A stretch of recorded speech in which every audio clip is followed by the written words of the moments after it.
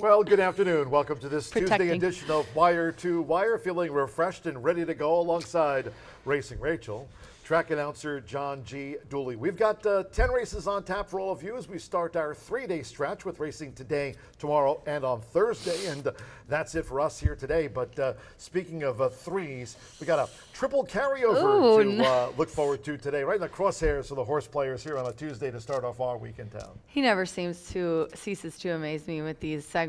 But the three, we definitely had.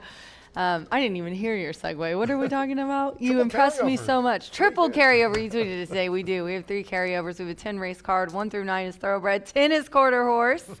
Very excited about today. And wow, what weird weather. I mean, it totally makes sense in Indiana. This is just how we are. You could go out and it'll be freezing in the morning and 90 degrees by in the afternoon. But this morning we did have some very ominous clouds kind of around my farm a little bit north and then here. And just blew right away, and now it's sunny and beautiful, almost like it didn't happen. Right now, main track fast, the turf course rated good to start off. As I mentioned, a 3-day stretch here, that turf rail out to 36 feet. We'll talk more about, we had an all quarter horse card here on Saturday, and it was win-wise equaling record set. We'll talk about that here in just a moment. But Rachel mentioned the weather could be a factor here today. We will see, fingers crossed. But the official forecast here to join us on Wire to Wire, it's Krista McEnany, of course, Weather Authority, Fox 59. And Krista, how's the forecast looking? We are in for another very warm and humid afternoon as we look at temperatures that will rise into the upper 80s this afternoon. The later we get into the afternoon and evening, we will be tracking scattered showers and storms. This takes us to 5 p.m. Some of these could be on the strong to severe side. These slide south as we head into the evening. By 7 o'clock, there could be some showers around. Enjoy the races. Well, Krista McEnany, Thanks, Fox Krista. 59. Yeah, we'll enjoy the races. Maybe not so much the commute back to downtown after the 10th and final here today, but we shall see. For all of you horse players, as we mentioned. Better on our way home than in the booth, right? With the delays and such. 3 carryovers after the all quarter horse card here on Saturday that featured trials for the QHREI SSA Derby and also the QHREI SSA Futurity. And speaking of winners, wow. Tim Eggleston, congratulations.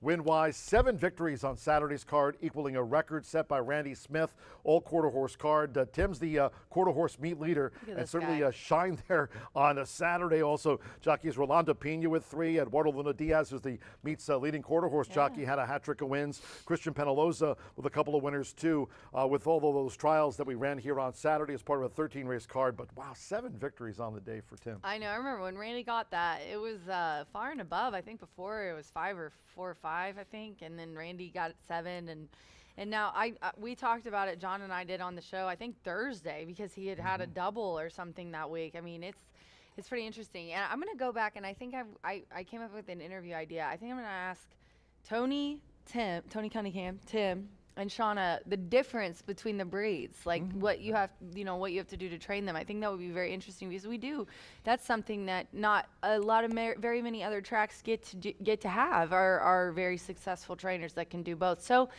I'm going to talk to them, but congratulations to all of the quarter horse winners from the day. We had multiple winners.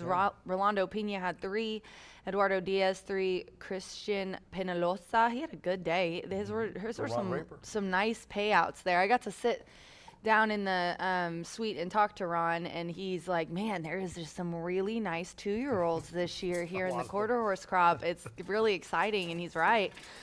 Tim had 7 wins, and Ron, like I said, had 2.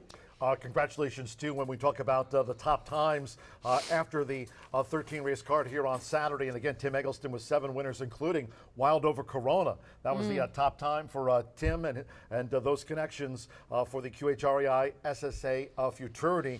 Insofar as the QHREI Stallion Service Auction Derby top time, that went to somebody different. Life's a Beach this year for Natasha Perez. TW No Beach Secrets took out the top time there after the all those trials. QHREI SSA Derby. Congratulations to Natasha. Tom Wiley too. Natasha I love Tom Wiley and his wife Tammy. She's so beautiful and so nice. I love women who are gorgeous and super nice. She's having a meet. She gives us a good name. Yep. But I will say that it was an amazing day for them, and Natasha is one of the toughest people I know, but It's always the tough ones that cry. And I'm telling you, Tasha, you got to get it under control because I refuse to mess up my makeup on air for you.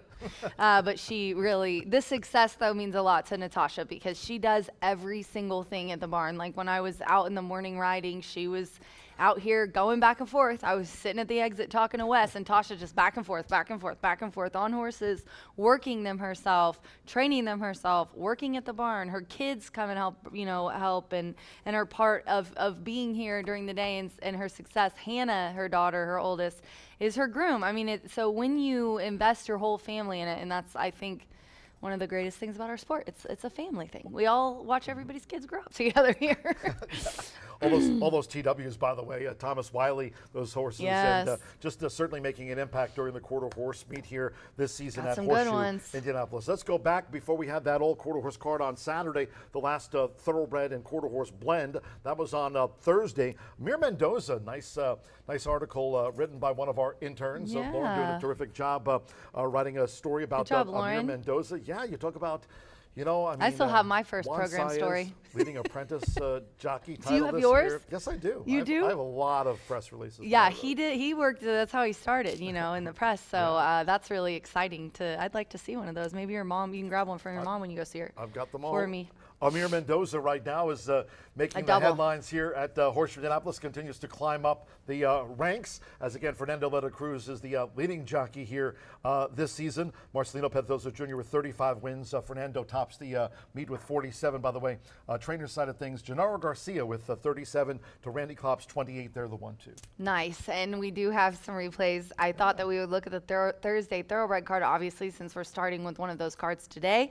And in the opener, Amir Mendoza on the number 7, creative quality. And this was the double, for Gennaro Garcia. He also got a double. Here is one of those wins for Amir. Yeah, just grinding it out on the outside, and Amir Mendoza getting this one to the front, talking about creative quality for Gennaro Garcia, adding another meet win, and certainly pulled away nicely for the victory. And that was when we started off Thursday's card here with the thoroughbred action just last week, and then we fast forwarded as far as Amir Mendoza goes to Q's best bet here in the maiden.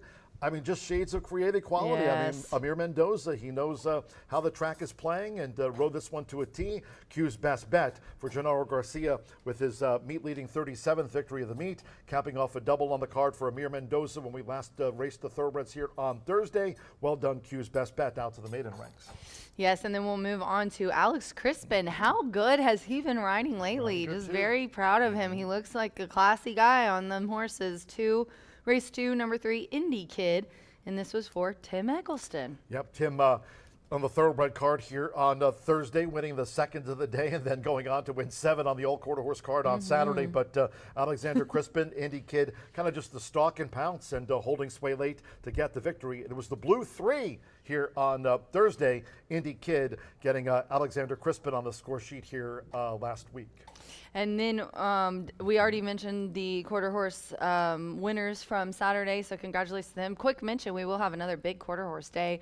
We're going to hopefully have some insight from Jose. He did get a hold of us, so we're going to have some Los Ponies on social and out there giving you his picks. Martha's going to be here hanging out with me. She's coming back, right, for the 29th, I do believe.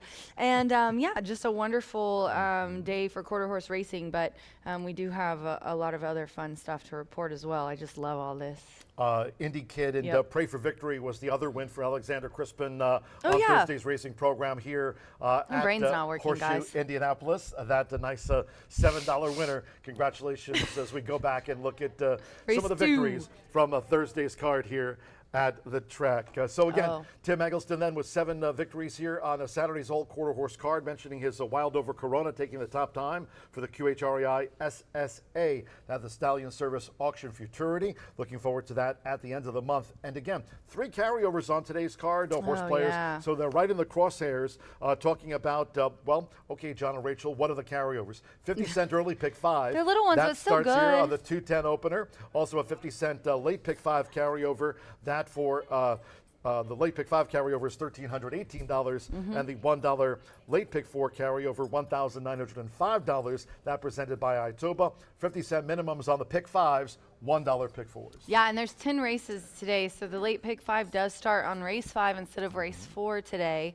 So be sure to watch the screen. I like to call that a little bit of seed money, don't you? It's not a huge carryover, but it's something, yeah, it's already there, and you've got a little bit of a carryover. It makes it for a little bit extra fun day.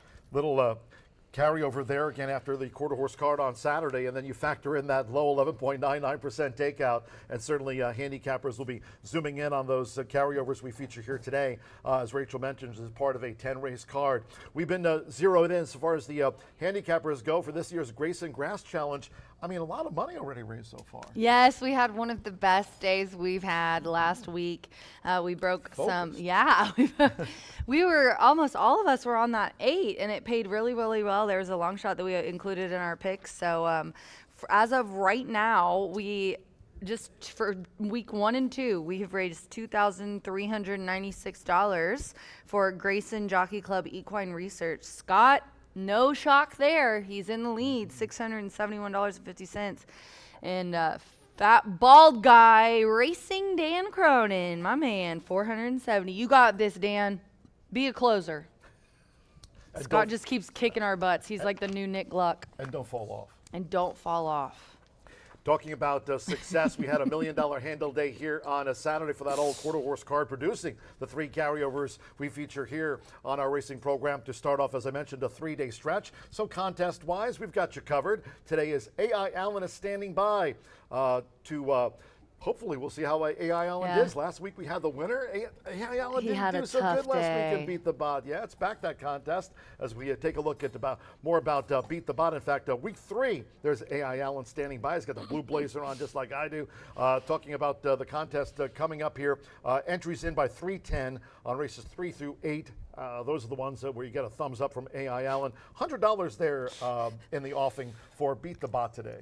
We kind of modeled him after Eric, except with hair. There you go, Beat the Bot. See that? I got the glasses. I know. So be sure to go downstairs, get your entry, send in your email to horseshoeindycontest@gmail.com to play Beat the Bot. It's really early, so don't feel like you can't get into it. There's weekly prizes, so even if you do late or just a few times, it's fine. But it does behoove you to play each time for a shot at the $1,500 cash prize. Always behooves you to play Horseshoe Indianapolis, especially given those low Pun intended. 11.99% takeouts we feature on the 50-cent pick 5s with carryovers in both here on our racing program. Also want to mention today, now, we do have some scratches, of course, off the race card. That was expected, but 104 horses were entered on today's racing program. So talking about racing secretary Chris Polson and his crew, Chris Kamak, assistant, doing a terrific job. Entries-wise, 104 were entered on today's racing program, and of course, then we factor in the scratches. But looking ahead to tomorrow, we've got a couple of premier races. How about a midweek snack and a Ellen's Lucky Star? Everybody loves the midweek premier races here in Indy. I love snacks too. The Allen's Lucky Star is an Indiana bred. It's $100,000 guaranteed, and race 9 is the snack. And another one. Very excited for those.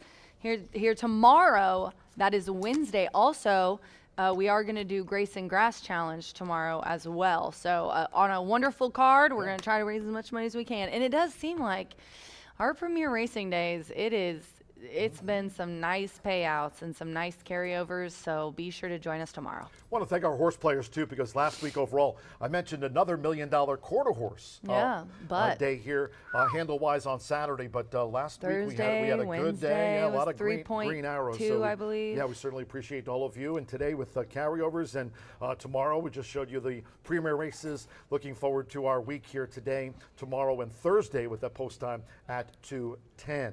I want to thank all of our sponsors as we do here each and every edition of Wire to Wire. Cheers to Murphy Trailer Sales, terrific customer service and loyalty since 1984. We certainly appreciate Bruce and Lori Murphy. You can reach out to them at 765-361-8803. Midwest Rancher, they're on the web at midwestrancher.com. They're next on there. There you go. I'm sorry. 812-680-4204. Let's go with the Russ Hubler. They've got their dealership, of course, in Go see Russ. Greensburg. He's awesome. RussHublerFord.com. You heard it from right from Rachel, 812-663-7621. And we can't forget, I mean, we're saving the best for last, right? B&H Electric. There they are, locations in Shelbyville, Seymour, and Bloomington. I'm just doing this for the first time today after a 4-day layoff. You're crushing it, and I'm sick. I haven't even noticed. You're always perfect to me. We love to hear from all of you on social media. We're now a half hour away from the first of the day. Main track is fast. Turf course good. Turf rail of 36 feet. I think around 7:30 this morning. I mean, of course, Tony Martinez, our trackman here, sends us the track conditions around 6 a.m. when I'm still snoring. But as soon as we get them, we always send them out on socials. Of course, I know you do too. Rachel there on Exit Racing Rachel M. That's a rarity. I know. Martha Clausen was busy on Saturday with that old quarter-horse card. We're going to keep her busy with a quarter-horse maiden juvenile in the finale today at 6:45. And again, Brian Aragoni, good to have be back with us, of course, after we had an old quarter-horse card on Saturday where we let Martha run the ship along with Racing Rachel. And track-wise on socials, not only on X, but you can certainly check us out there on Instagram and subscribe to our YouTube channel at Horseshoe Indianapolis Racing. I think we're over like 11,000 followers now on YouTube. We are. We're doing really well. And funny you should mention that. Please go follow us on YouTube. We're very excited to have a YouTube channel, and it's gaining some traction. So be sure to follow us and come on the weekends. Oh, gosh, we're full of puns today. And be sure to follow us. And if you want to get paid for that follow, head on out here on a weekend when we race. And I always do a social media contest. All you have to do is prove that you follow us on YouTube, and we will give you a free swag item. Quick commercial break here on this start of the week for us edition. Tuesdays, Wire to Wire, when the pre-race show returns. We know it as the B Block. Back with Brian Aragoni right after this. Hope you feel better.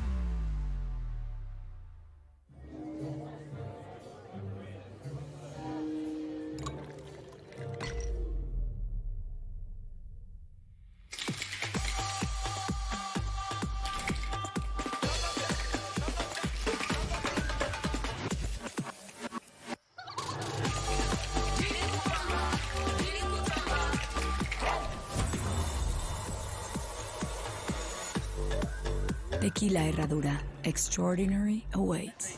When it comes to horse racing, you can never have too much information. With Twin Spires, you can place your bets with confidence. Whether you use handicapping insights, like our Brisnet speed ratings, prime power and past performances, the guidance of our experts' top picks, or just choose a name that catches your eye. Yes! No matter how you pick your horse, bet with Twin Spires. And now you can race to victory with Twin Spires tournaments.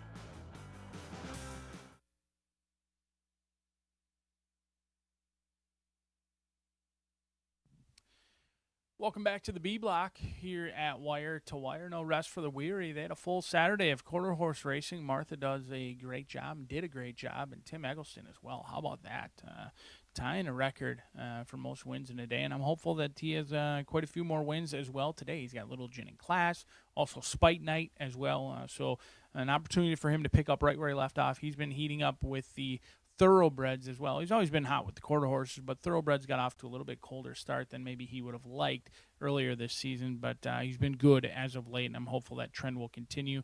Now just about a half hour away from kicking off racing here at Horseshoe Indianapolis on a beautiful Tuesday. It was a little gloomy earlier today. We did have some just light showers, but it looked like it was going to be a deluge, and it wasn't. So we're on a fast main track and a good turf course. That rail setting at 36 feet. Scratch number 5, Cajun Gal out of the opener in here. I'm going to lean into 2 horses. Crowned with Grace, currently 2-1 favored, and your second choice, She's My Huckleberry. I do think that these are ultimately the 2 horses to beat, albeit that they didn't necessarily exit the most rewarding opportunities. I thought they both wasted somewhat of good trips. In fact, She's My Huckleberry was fairly disappointing after being in a good spot, but they do exit what I feel is the most likely live race. I am cautiously approaching this one because because the top two selections between them, their record is 3 for 34. So if there is an upset, it could certainly be in this race. I just thought with the recency and the times and whatnot, these two do exit the best races. However, visually, they may not be the most impressive if you watch their last race. Crowned with Grace had really no excuse. And then She's My Huckleberry came home in a fashion that I probably wouldn't prefer in most cases, but they're getting class relief from 10,000 down to 5,000. Those are the two to beat, but I certainly would not blame you if you believe that we have some vulnerable favorites in the opener, but I will lean into them, at least in this scenario, with the 2 and the 4. Race number 2, stretch number 3, All About Me, 1, 2, and 5. How about the 10-year-old still going strong?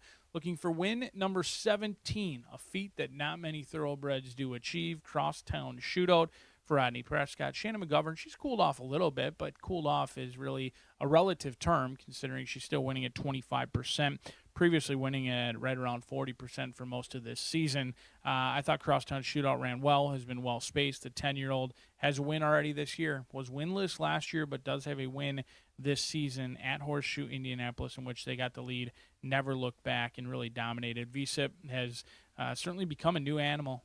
He's changed hands a handful of times, claimed for 5,000 since then. He's won. He ran second. He loves it here. He's a horse for course, 4 wins from 8 starts.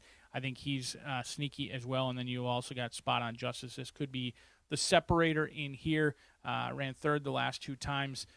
Likes to be near the front end, doesn't necessarily need the lead. I think he should sit a garden trip in here. We'll see all those 5.5 furlong distances stretch out to 6 furlongs in here. Not the biggest difference, but the numbers certainly do aid those horses going a shorter distance versus maybe further. We'll take a stand against Me and Chili. I think this horse could take some action as well as Zappin' It.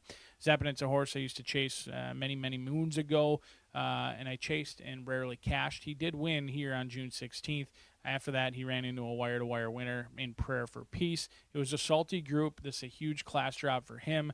The last time he was at this level, he did win. We'll see how Zappin' It, if he can get a second win at the lowest class level he's seen since his last win. 1, 2, and 5 as we play against the 4 and the 6, kicking off that pick 4 in race 2. Race 3, back on the main track again, a mile and a 16th in here. We do have 9 thoroughbreds carded for you. We'll be on that turf course in races 5, 7, and 9. But we've got rolling pick 3s, daily doubles, superfectas to fit your fancy in here. In a mile and a 16th the distance, no scratches or changes.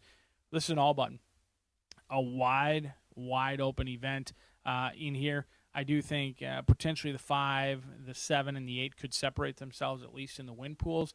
Little Gin and Class, just not overly consistent. She doesn't like any moisture in the track, so I'm sure the connections are thankful that we didn't get too much rain. We're listed as a fast main track, but Little Gin and Class, if we do get rain or whatnot, it may not be a good sign for Fernando de la Cruz and the red hot Tim Eggleston, who him and Jordan have worked their way up to 15% winners with thoroughbreds now.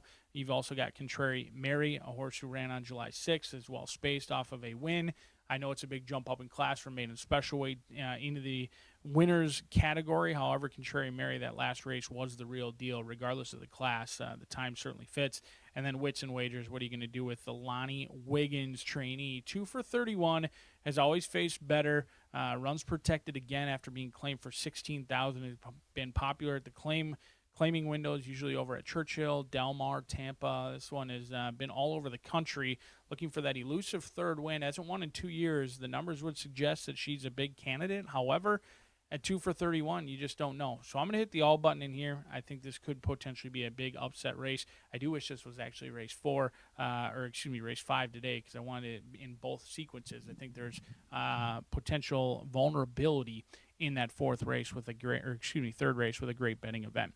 We move along to the 4th race. Typically would kick off today's late fire 5, but not today. We've got 9 thoroughbred events, so that late fire 5 will kick off with the Horseshoe hat trick in the 5th race. No scratches or changes in this spot. We'll go 3, 5, 7, and 9. Spite Night, a horse who had a magnificent debut, was a huge effort after blowing the start. Rallied widest of all and kept closing, and then ran it better than it looks on the turf. I wasn't really thinking that Spite Night was going to handle the turf. Did handle the turf, closed into it, and then much better than it looks 4th. I do think Spite Night's going to rally and relish being back on the main track today, but does have a closing kick that it can be challenging and frustrating for bettors, because you are going to need some pace to chase. But you do know that this horse handles the dirt and will handle the distance as well, unlike your potential favorites in the 5 and the 9, Basil and Foganero. I am using them. I'm not convinced that they want 2 turns ultimately. You never know with Foganero. Antonio Duran, Rancho Monarca. They team up in here with this Audible, who is 0 for 7, has been closing into it sprinting, but I don't fall for those tricks. Just because you're a late rallying sprinter doesn't always mean that you want added ground. I think that's kind of a misnomer. This horse did try 2 turns on second asking at 2 years old. Didn't go all that well, but again, they were 5-1 against Mr. T, who's a very nice Indiana bred as well, and it was only the second start of the career at 2 years old. Dade County, another horse I'm going to use. Turf to dirt in play. The blinkers going on for Don Fontenot. She looks for that elusive first victory of the season. Turf to dirt, a horse who's faced older almost each and every start, every time, and then also tried open company on the turf, 2 back as well. So they'll go back to the main track in there. I thought they ran okay, showing good speed, not much finish on debut, but they handled 2 turns fine on the turf. We'll see if they do it on the dirt with Dade County. And then Basil. What do you do with Basil? Good old Basil. Couldn't close in on the leader. Was a beaten even money favorite behind Indy Lake, who was a long shot last time out. Has burned some money along the way. This one is similar to taxes. You pay them. You don't usually get your money back. You don't really see where it goes or what happens with it. And that's been the case with Basil. Has been favored in 4 starts this season. Has definitely approached money burner status. I think, the numbers do certainly suggest that Basil is a win candidate. Mario Gutierrez, when he's brought his talents and services here, he has done well, winning at 14%. So I will use, but it is very caution factor for Basil, but it's not a defensive use in the 4th race. We do kick off the Horseshoe hat trick as well as the late fire 5 in the 5th race. Scratch numbers 8, 9, and 12. 8, 9, and 12 are out. This is not only a win bet for me, it's a single on both tickets, single on all pick 4s, single everywhere. This is going to dictate not only my whole day, but my whole week. I thought Rock City Kid ran a monster effort. And if they weren't going to win at 4-1, I'm glad that they didn't hang on for second. I'm glad they didn't hit the board because it was a crazy good effort. They dueled with multiple horses, put all the horses they dueled with to bed. It was one of those races, first quarter of a mile, dueling. That horse waved the white flag. Next half mile, fresh runner comes up and heads Rock City Kid. And Rodney Prescott didn't panic. He knew what he had underneath him. It cost him that final 70 yards in that race, but didn't wave the white flag. This horse wasn't stopping by any means, just couldn't accelerate like some of the others. I like that they put away multiple challengers last time. They went 22, sub 46, sub 110. It was a freaky good effort off of a long layoff and trying the turf for the first time. If Rock City Kid for South Point Farms can run back to that July 9th race, they're all running for second, and 7-2 would be a gift. This horse has swallowed the final 50 yards, but like I said, had to face numerous foes. And the breeding would suggest they're going to handle the turf. I mean, the mare was a 5-time winner on synthetic. This is a half to Tiny Express, who won second out on the turf, and I'm hopeful Rock City Kid runs away and hides as my single in the early pick 5, the late fire 5, the early pick 4, and the late pick 4. Whether you choose to play one or all, I certainly wish you cash all of those tickets.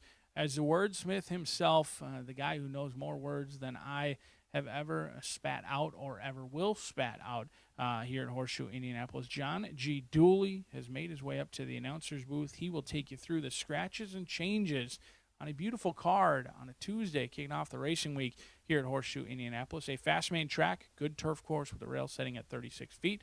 We'll throw it up to John to take you through the very limited scratches and changes as we kick off racing here at Horseshoe Indianapolis. Good luck this week.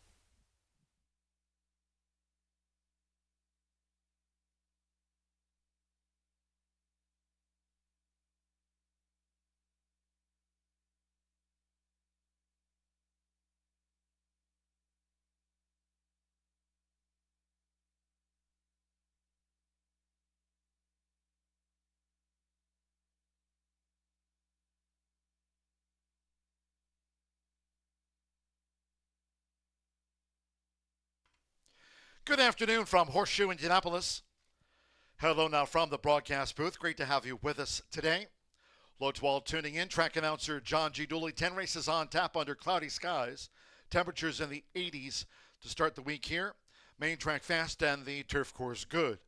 Out there on the Caesars course, turf rail set at 36 feet with cards today, Wednesday, and Thursday. If you have your programs close by, let's take a look at the changes and corrections.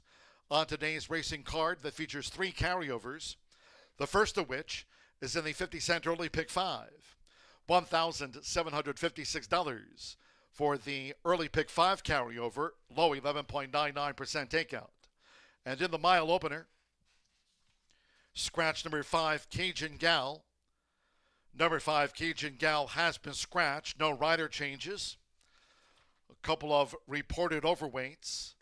The 1 Baytown Money and 5 pounds to the program weight listed. 6 Peter's Dream plus 2 pounds to make it 114. Scratch the 5 from the mile. The first of our carryovers in the early pick 5 for $1,756. In the second race, here the start to the $1 early pick 4. Scratch number 3, All About Me. There'll be no superfecta wagering featured on the sprint. No superfecta. Scratch number 3, All About Me. On to the third we go. Here no scratches, no rider changes. Number 1, Lost Chord, 1 pound over. No scratches in the third. In race 4, no scratches, no rider changes. Number 3, Spike Knight, to add 1 pound to the program weight there, makes it 118 in the maiden. The fourth race features the second of our 3 carryovers on the day. Mark down the 50-cent Late Fire 5 carryover as $1,318 starts here on the turf. Scratch number 8, Tainted Justice. The 9, El Payasito, and take out the MTO Enter 12 Parker. Scratch the 8, 9, and the number 12. Number 4, Turbo Duck, add 1 pound to the program weight. Number 10, the King Stinger, 3 pounds over. Turf course, good. In the sixth race, here the start to the $1 late pick 4, daily presented by Itoba. Carryover, $1,904. Scratch number 1, Strawberry Kisses. Number 1, Strawberry Kisses has been scratched from the maiden dash. No rider changes. Number 2, Jay's Alley Cat, to add 2 pounds to the program weight. Turning to the 7th, another card for the turf here. And in the maiden turf, scratch the also eligible number 13, Fast Jimmy. Did not draw in. Scratch the 13, Fast Jimmy. 12 in the body run. Number 2, J.R. Bartholomew is a first-time gelding. FTG, the designation there. First-time gelding. Number 2, J.R. Bartholomew. Number 3, Handsome Jimmy, had 1 pound to the program weight in the maiden turf. Race 8. And in race 8 of our 10, scratch number 5, Me Sargento, and the 6, Machniks. Scratch the 5 and the number 6. Number 2, Unattainable Love, now add 4 pounds to the program weight there to 119. On to the 9th we go. And here in the maiden turf mile, starting with the scratches, take out the 7, Spicy Rival. The 10, Loves to Fish. Scratch the 13, Dreaming of Joy. 14, Eve. And scratch number 16, White Star Line. 15, Empress Sissy draws in. Empress Sissy, the number 15, will run. Recapping, scratch the 7, 10, 13, 14, and the number 16. Now to the jockey changes. Number 1, Foxy Mademoiselle, will be ridden by Santos Anjor. On 1, Foxy Mademoiselle. Number 4, Senora Doro. A change of jockey to the meet leader. That's Fernando de la Cruz. Starts the card on 47 wins here this season. Fernando de la Cruz picking up this one to ride the 12 race mate in the 4, Senora Doro. Number 9, Bo Cup. Jockey change to Adam Beschizza. Will ride a 3 race maiden. Adam Beschizza on number 9, Bo Cup. There's an overweight to report, number 6, Lady Faye. Add 1 pound to the weight there to 114. And in the 10th, to close out the card, 646. Scheduled post time for the finale. It's a quarter horse, maiden juvenile dash over the 300 yards. And in the 10th, scratch number 6, Let's Kick It. Number 6, Let's Kick It, has been scratched, and all of these overweights, the 1+4, the 3+2 pounds to 126, make the 4+5 pounds. Number 5, GV Winner's Blood, +4 pounds. Number 8 is 7 over, make the number 9 +1 pound to 125, and the 10, Dashing for a Kiss, adds 7 pounds to the program weight from the quarter horse maiden juvenile dash over the 300 yards. Once again, scratch the 6, Let's Kick It. 10 races on tap to start the week here. Clouds, mid-80s. Main track fast. There's Fawn Leibowitz and the Walking Ring for the opening mile. Starts the 50-cent early pick 5. And the first of the carryovers on the card here of $1,756. Main track fast. Again, the turf course good. Turf rail this week out there at 36 feet on the Caesars course. 2:10 post time. Make it a great day with us here at Horseshoe Indianapolis.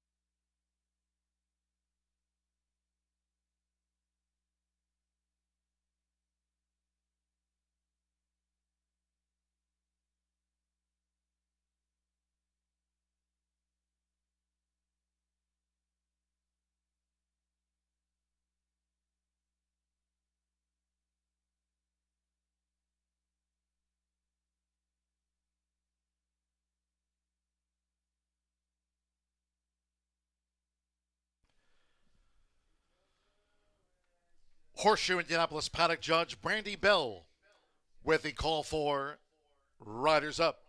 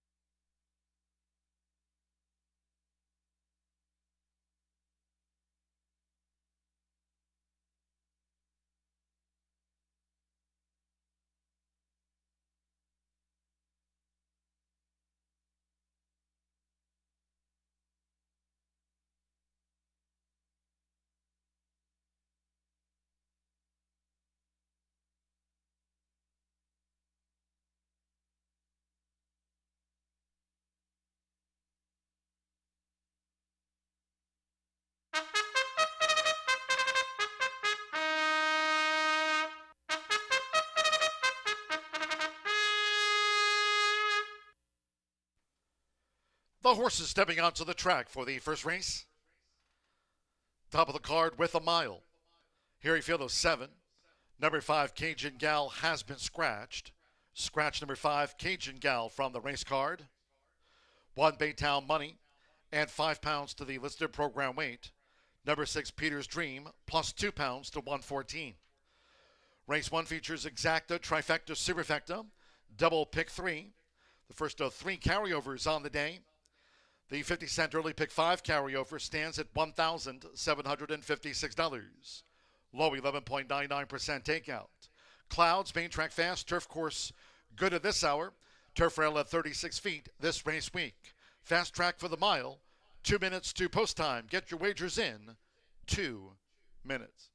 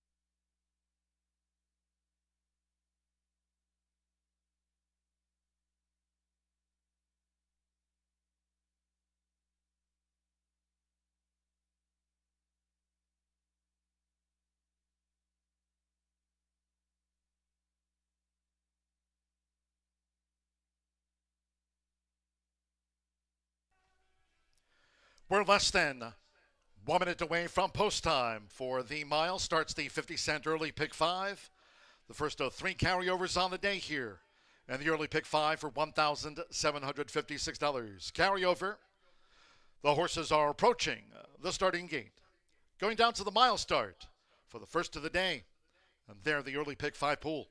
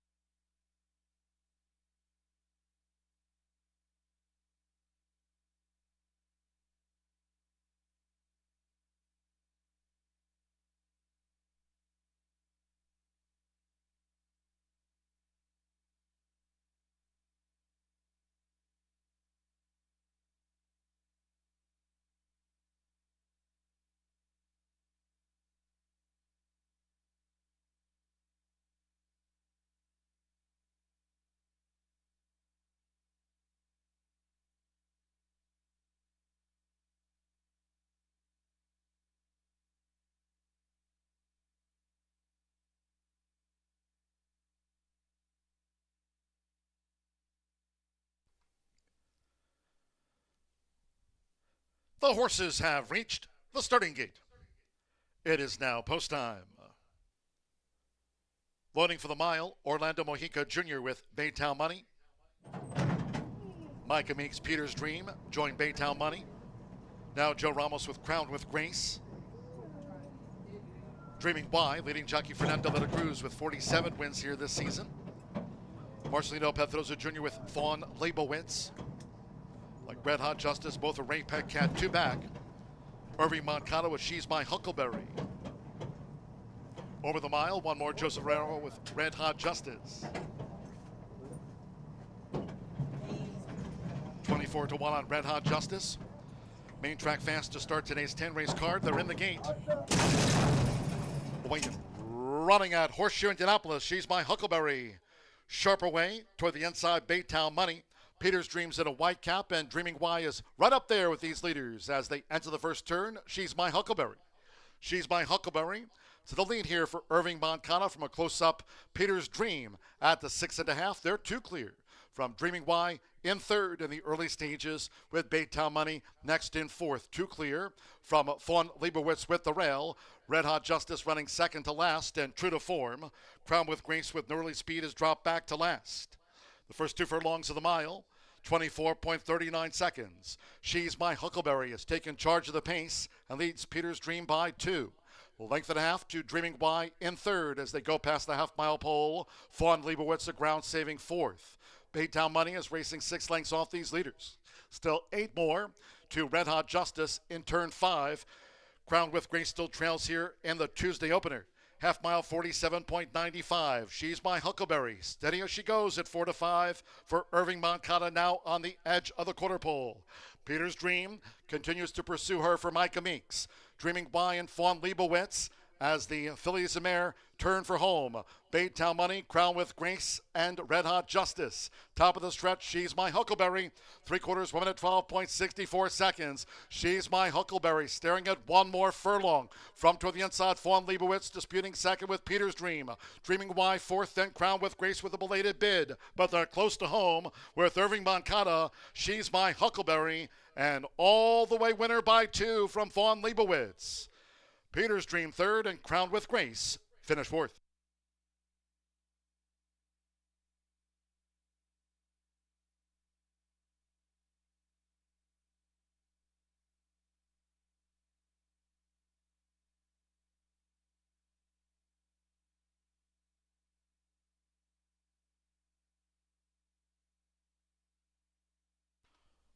.140.11 after the distaff mile. 1 minute 40.11 seconds. Fast track unofficial. 4-3-6-2. First of the day, number 4, She's My Huckleberry. 4-5 first. Number 3, Fawn Leibowitz at 13-1 on the runner-up. Number 6, Peter's Dream at 5-1 third, and 2, Crowned with Grace at 5-2 fourth. Hold all bets until official. Irving Moncada for Stephen Fosdick and Blaine Davidson. The Baryshnikov filly, She's My Huckleberry at 4-5, obliges.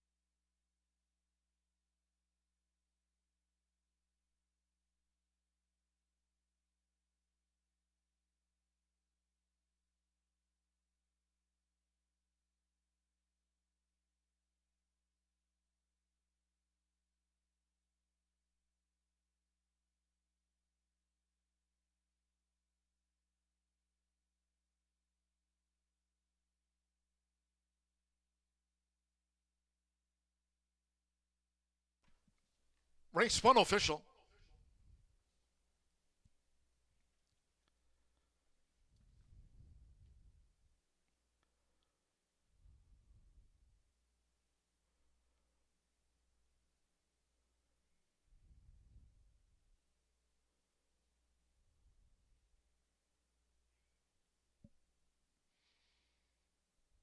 Returning to the Murphy Trailer Sales winner circle. Number 4, She's My Huckleberry with Irving Moncada. She's My Huckleberry is a 4-year-old dark bear brown filly by Baryshnikov. At a premium passion by Proud Citizen. Stephen Fosdick trains Blaine Davidson's homebred. Horseshoe Indianapolis congratulates the winning connections of She's My Huckleberry takes the mile. First results in 4-3 exacta, paid $27.60. 50-cent trifecta, 4-3-6, $25.55. Crowned with Grace, fourth. 10-cent superfecta, 4-3-6-2, paid $9.37. And the mile opener, 5 was a non-runner. Favorite first. 7 of them ran. Fast track, 140.11. There was a claim for the 3, the runner-up, Fawn Leibowitz. Fawn Leibowitz for $5,000 was claimed over to Randy Klopp. 19 minutes away from race 2 in the sprint. Scratch number 3, All About Me. There'll be no superfecta wagering. No superfecta. Scratch the blue 3, All About Me. Exacta trifecta. Double pick 3. Sprint starts the $1 early pick 4. Post time, 2:39 in all cases if you can. Please do try to make your Horseshoe Indianapolis selections and wagers today early. Thank you. Coming up in a moment, our first race replay of the mile. Hope you had a bet on She's My Huckleberry.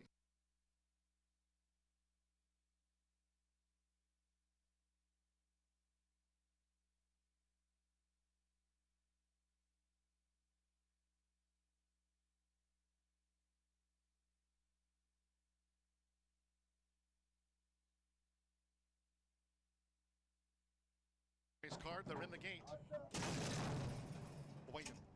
Running at Horseshoe Indianapolis, She's My Huckleberry. Sharp away toward the inside, Baytown Money. Peter's Dreams in a white cap, and Dreaming Y is right up there with these leaders as they enter the first turn. She's My Huckleberry. She's My Huckleberry to the lead here for Irving Moncada from a close-up. Peter's Dream at the 6.5. They're 2 clear from Dreaming Y in third in the early stages with Baytown Money next in fourth. 2 clear from Fawn Leibowitz with the rail. Red Hot Justice running second to last, and true to form, Crowned with Grace with Nearly Speed has dropped back to last. The first 2 furlongs of the mile, 24.39 seconds. She's My Huckleberry has taken charge of the pace and leads Peter's Dream by 2. Length and a half to Dreaming Y in third as they go past the half-mile pole. Fawn Leibowitz, a ground-saving fourth. Baytown Money is racing 6 lengths off these leaders. Still 8 more to Red Hot Justice in turn 5. Crowned with Grace still trails here in the Tuesday opener. Half mile 47.95. She's my Huckleberry. Steady as she goes at 4 to 5 for Irving Moncada now on the edge of the quarter pole. Peter's Dream continues to pursue her for Micah Meeks. Dreaming by and Fawn Leibowitz as the fillies and mare turn for home. Baytown Money, Crown with Grace, and Red Hot Justice. Top of the stretch, She's My Huckleberry. 3/4 woman at 12.64 seconds. She's My Huckleberry staring at one more furlong.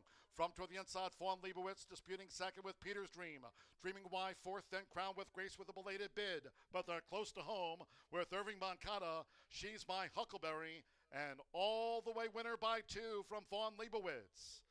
Peter's Dream third and Crowned with Grace. Card, they're in.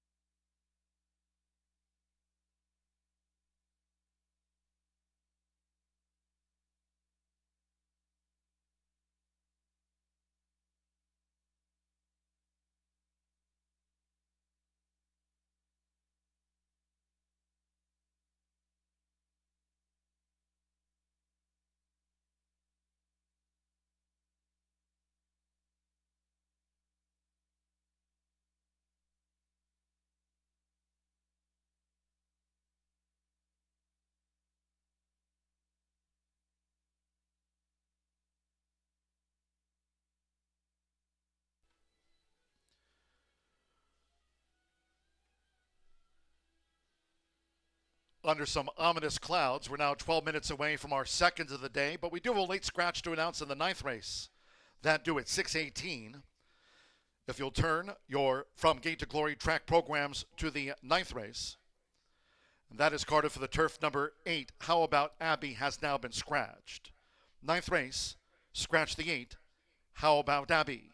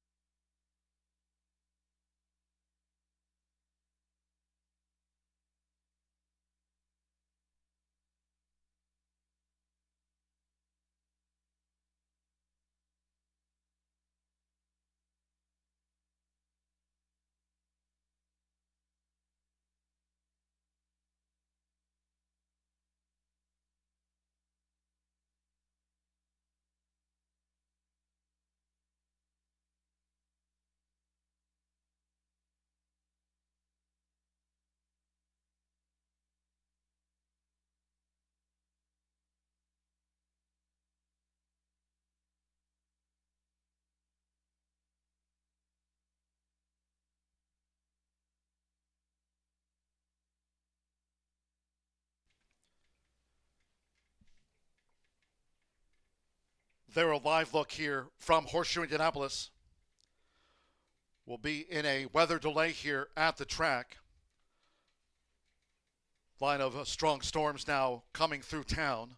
We'll be under a weather delay here at Horseshoe Indianapolis. Right now under a severe storm threat.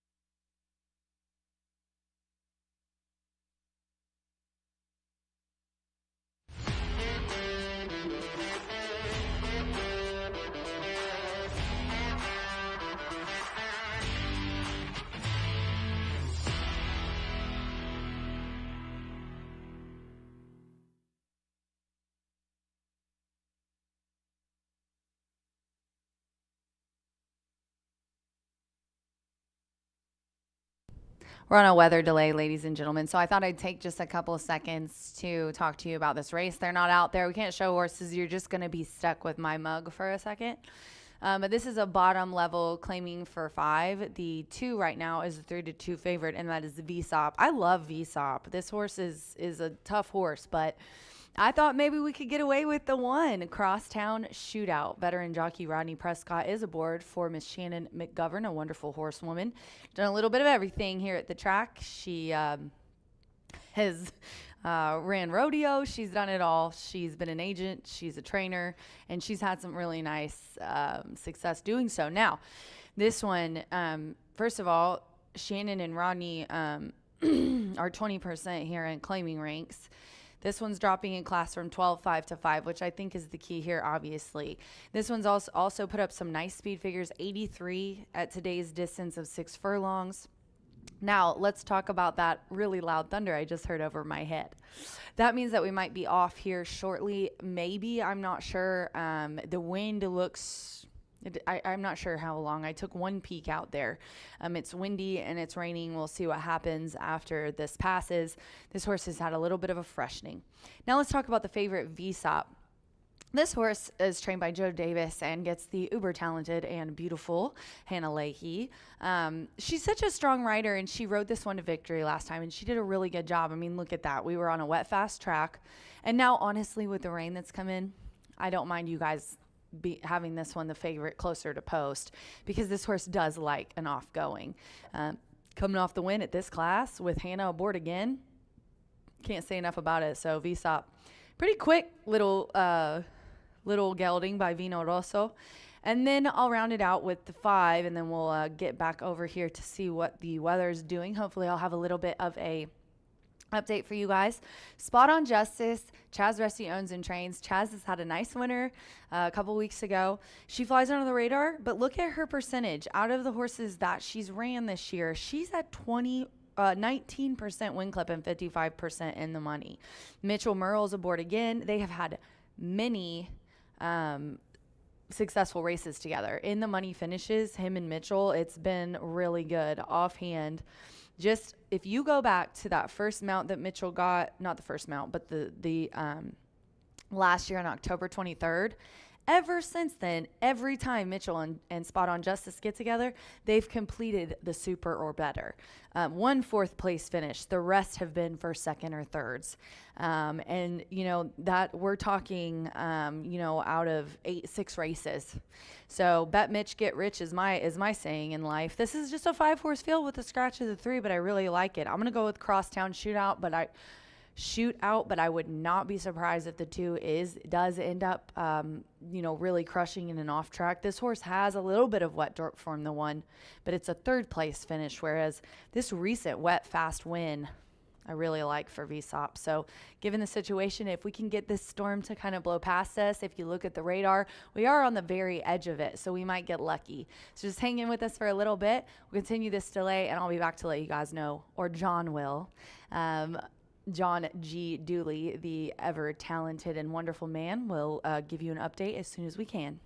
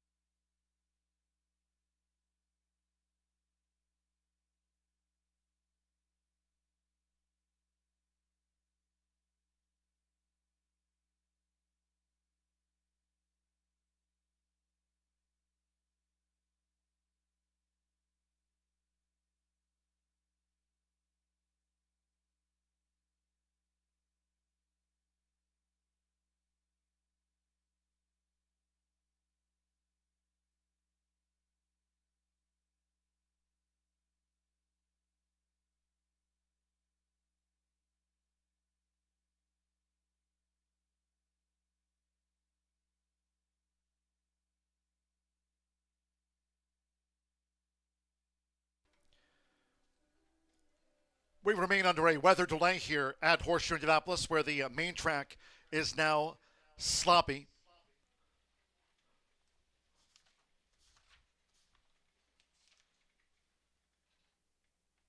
The 5th, 7th, and 9th races on the card have now been taken off the turf as well after the weather here in town, and still under a weather delay, in fact. Main track sloppy, sealed, and races 5, 7, and 9 have now been taken off the turf course.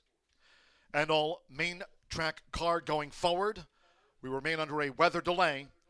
Main track sloppy, races 5, 7, and 9 have been taken off the turf.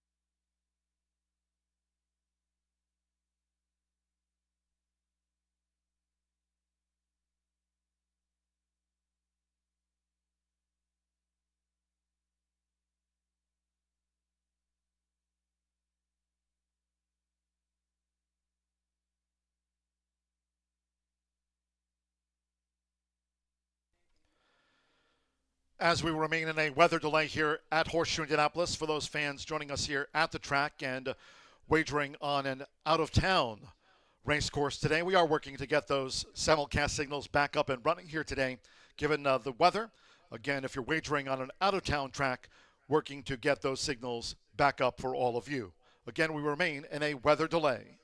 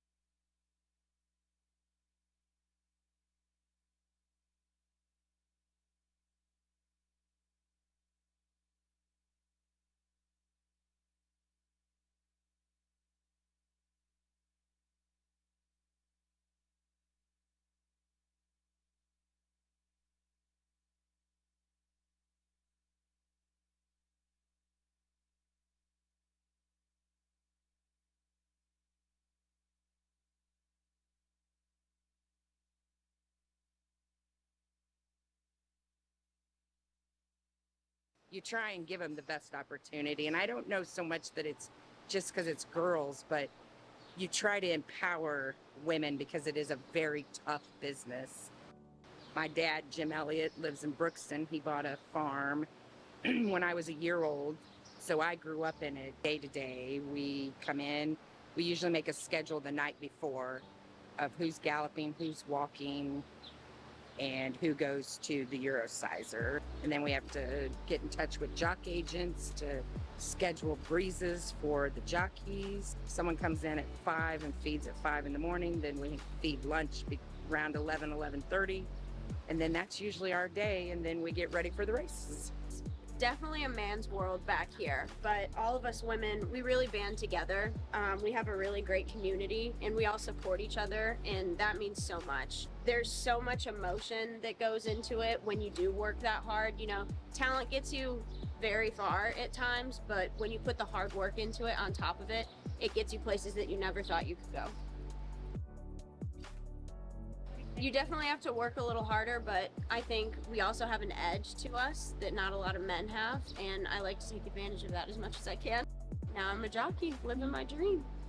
It's a man's sport, for sure. Like, I think women, some people look at them and I think I'm a little more affectionate with my horses, more hands-on. You know, it's an industry where all your top trainers are men, so I think people look to that. I started underneath my grandpa, Calvin Prescott. Prior to that, I've always had horses in my life. I barrel raced. Went to college at Ball State, and then I got back into horses with my grandpa, and I think my own trainer's license was probably somewhere around 2003, maybe, something like that. Started out with just a few. Eventually, I started breeding my own horses, and now I'm up to, I don't even know, 40-something, so a lot. Hola, mi nombre es Sheneveli.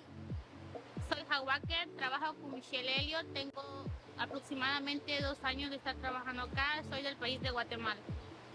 There's a lot more women in this business now than when I first started 35 years ago. Being a woman, other women feel threatened by you sometimes, so it's always a good idea to go chat with the ladies first. They're your biggest asset and your biggest allies. Women will stick together if you give them a shot.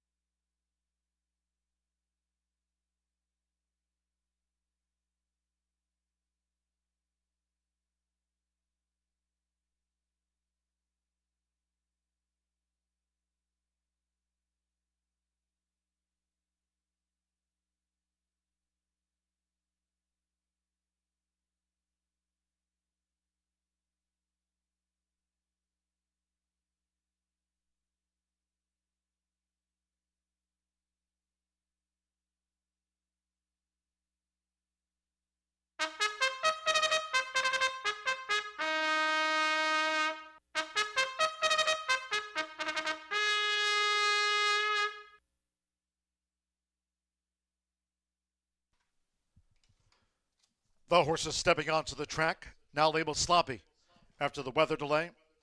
Here for race 2, a field of 5. Scratch 3, All About Me. There's no superfecta wagering featured on the sprint. Over the 6 furlongs, no superfecta. Scratch the blue 3, All About Me. Exacta trifecta, double pick 3, and here are the starts of the $1 early pick 4. As noted, we're off the turf.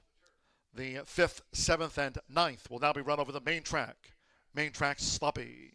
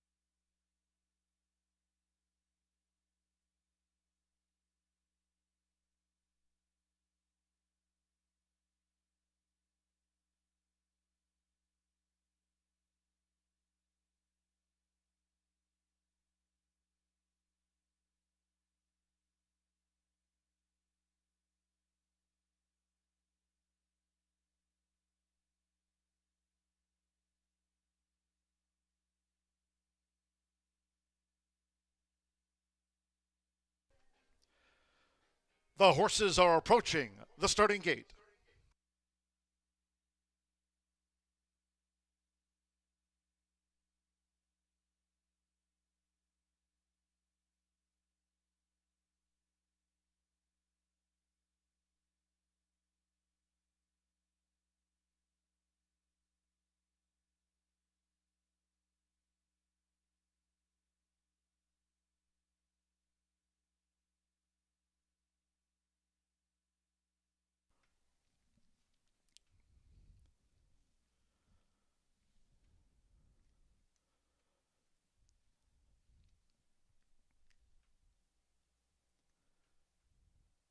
The horses have reached the starting gate. Loading in front of starter Oscar Quiros. Ronnie Prescott with Crosstown Shootout. First of 5 to take his position within the starting gate. Hanalehi with VSOP. Join Crosstown Shootout. Amir Mendoza with Me and Chili coming up.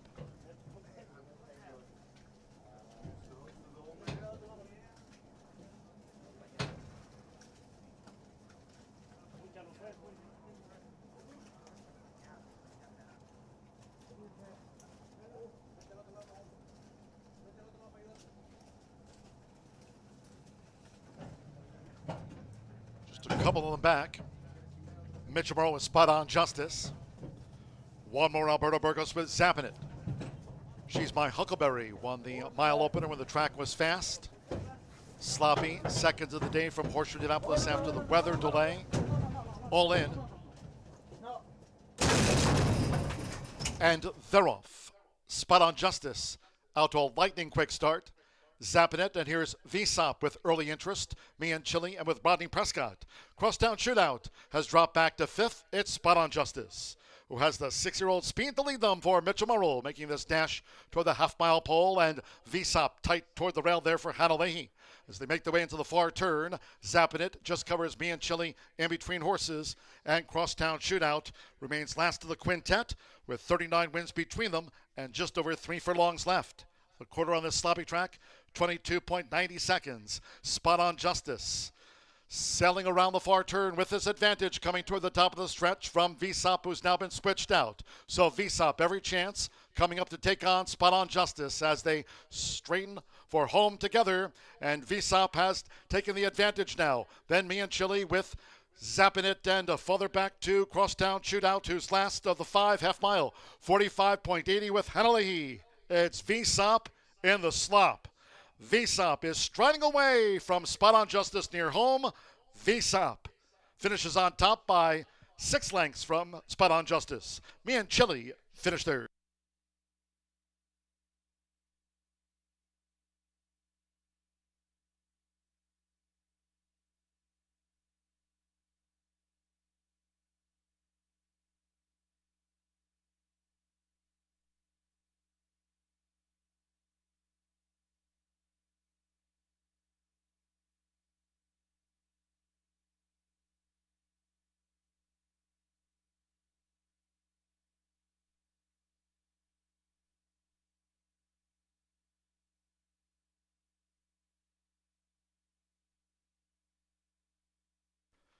One 10.88 on the sloppy track after the dash. 2.541.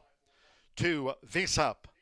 9-5 first. Number 5 Spot On Justice. 4-1 there on the runner-up. Number 4 Me and Chile at 7-2 third. And the 10-year-old Crosstown Shootout at 5-2 was fourth. There was no superfecta featured. 2.541 and Zappin' It. 5 of them ran. Favorite first. VSOP Hannah Leahy for Joe Davis and Isol Gonzalez at 9-5 home.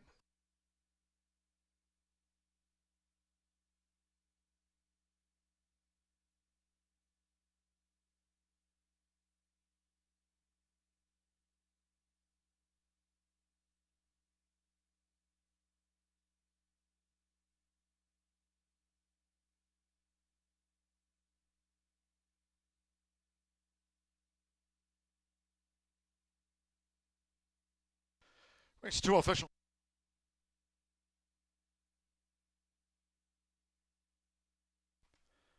Returning to the Murphy Trailer Sales Winner Circle number 2, VSOP with Hannah Leahy. VSOP is a 4-year-old dark bear brown gelding by Vino Rosso. Out of the Macho Uno mare, Seductive Charm, Joe Davis trains Resol Gonzalez. Horseshoe Indianapolis congratulates the winning connections of VSOP.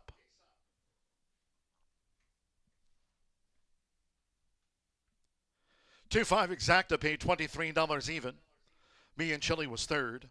50-cent trifecta, $2.54, $14.30. 4-2 double, a favorite sweep. She's My Huckleberry to VSOP, $15.80. The 3 was a non-runner, favorite first. 5 started, sloppy track, 110.88 after the running of race 2 delayed. In the third, no scratches, no jockey changes. 1 Lost Chord is a pound over. Exacta, trifecta, superfecta, double pick 3. Slated post time for 3:42.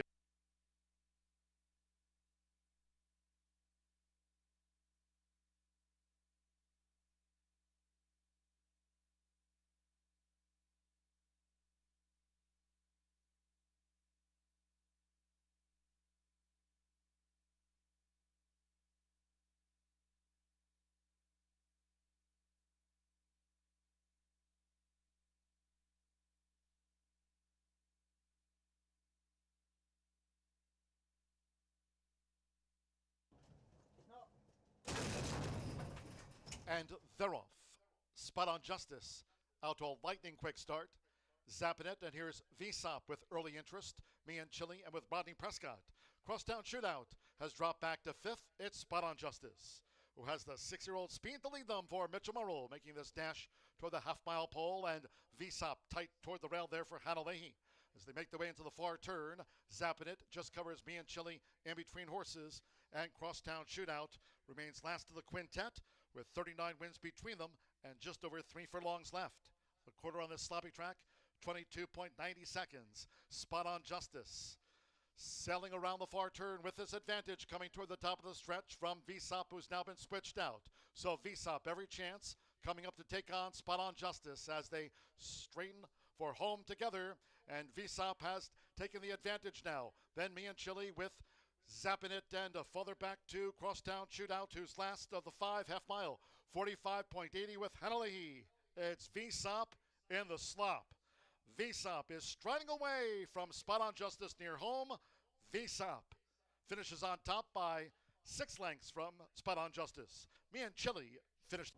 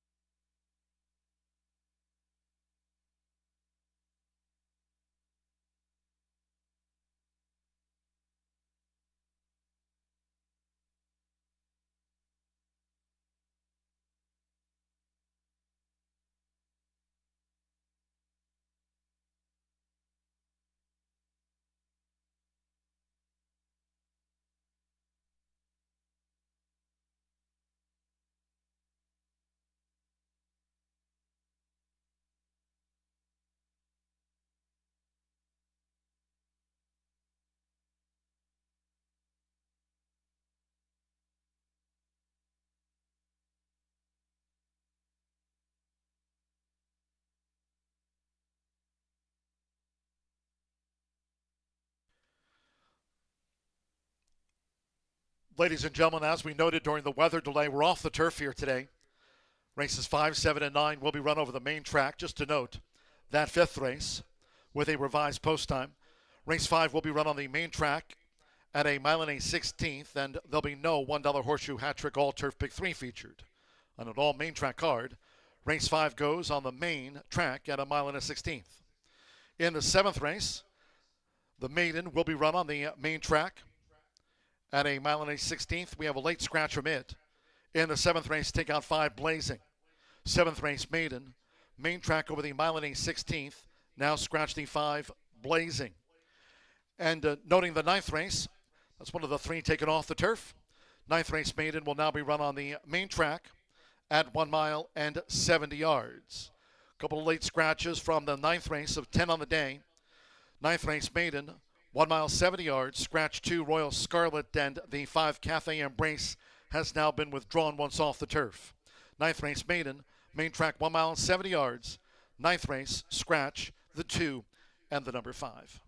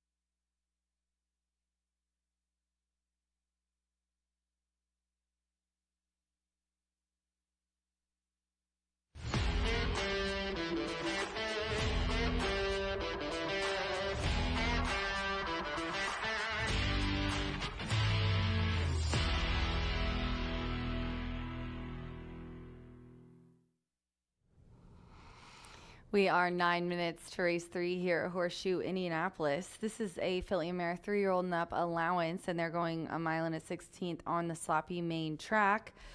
You know, it's interesting now that this, I would probably keep it the same way. I just might look at some of these off track starts, but I've got 357 and I'm totally fine with that. The only one that doesn't have experience on the off going is 3. I'm not changing my bet though, okay, because I have done that recently. I don't know why. It's a rule, and then it comes back to bite me. So Really Fancy River is who I'm going to go with here on top. Manny Escobar aboard for Uncle Cipriano Contreras.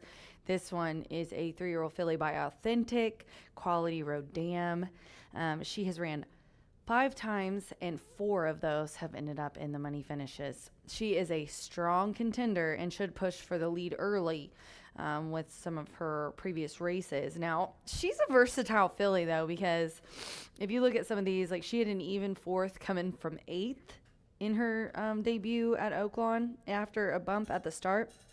And then she ran a maiden claiming there and another 11th. She was almost last and came back and finished 3rd. Very impressive. Then when she finally won, there was another off the pace 2nd place finish. But then when she finally broke the maiden, it was here.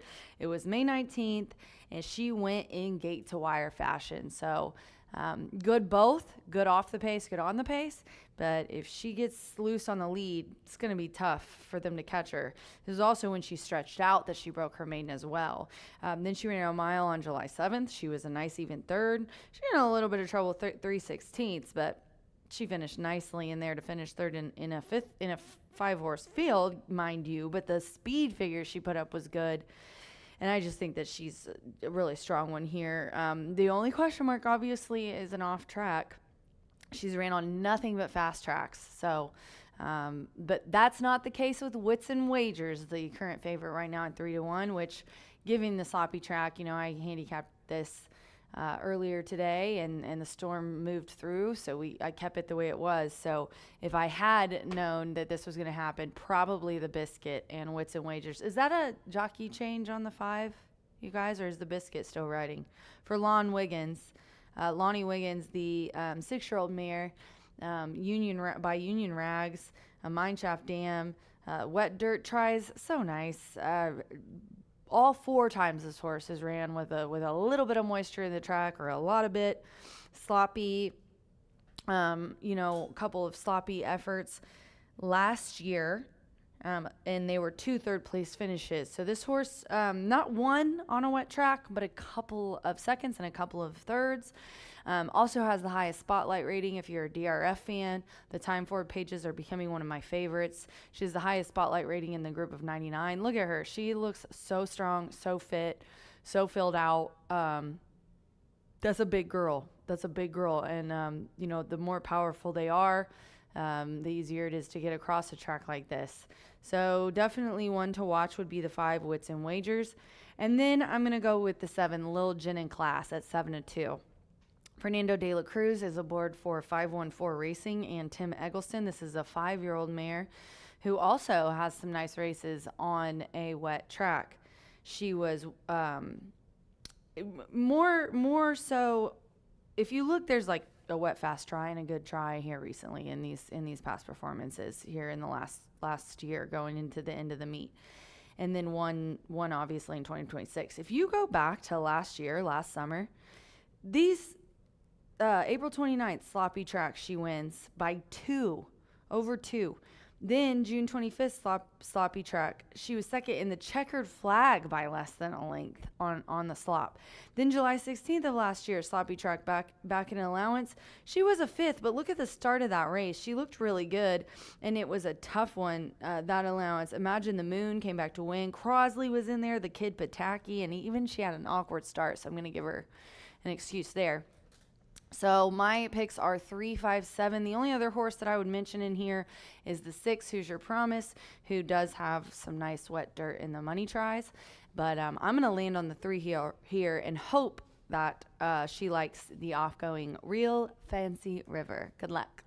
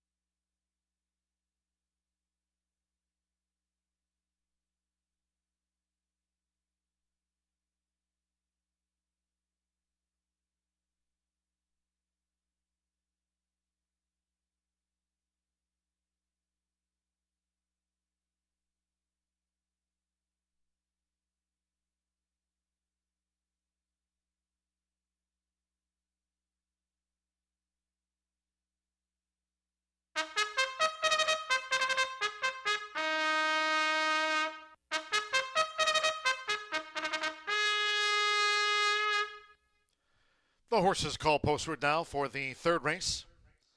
This race will be run on the main track over the Milan 16th Sloppy, all 8 run. No scratches, no rider changes. Number 1, Lost Cord, 1 pound over. Exacta, Trifecta, Superfecta, double pick 3. Revised post time was 3:42. Sloppy track.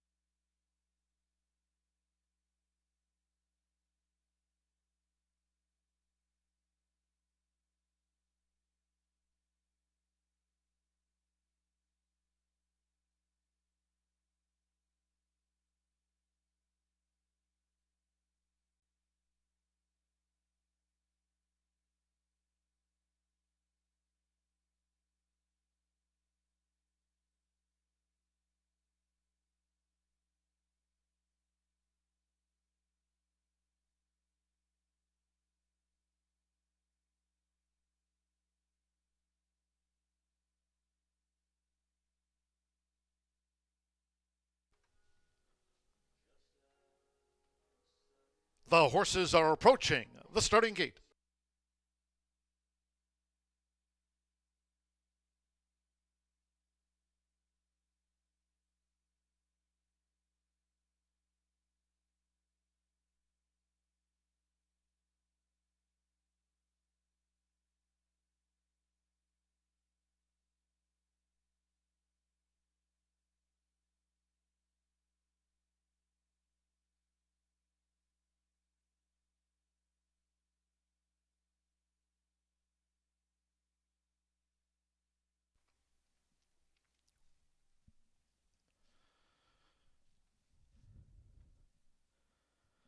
The horses have reached the starting gate. It is now post time. Alex Ashar with Lost Cord coming up. Anna Beschizza, Wits and Wagers. Yomari Correa with Supernaw Coca. Wits and Wagers has been installed. Manny Escobar with Really Fancy River drew 3. Santo Sanjor partners the Matoli filly, Hoosier Promise. Here, All 8 Run, Sloppy Track. Favorites, She's My Huckleberry and Vsop, our first 2 winners on the card. James Graham, Tesoro de Parata. Here over the mile and a 16th.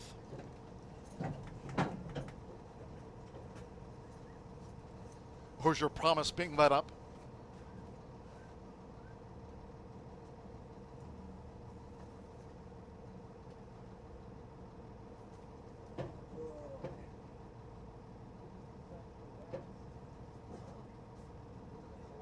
It was a fast track here to start the day. Vsop won the second race sprint on a sloppy track, and it remains labeled sloppy on an all main track card. Races 5, 7, and 9, the 3 that are off the turf.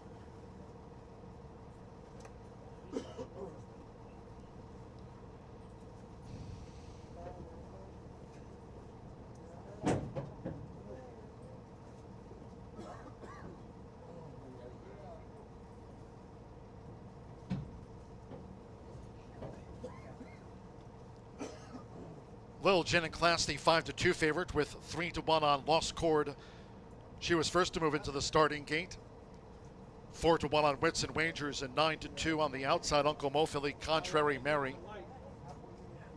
Hoosier Promise reluctant to load.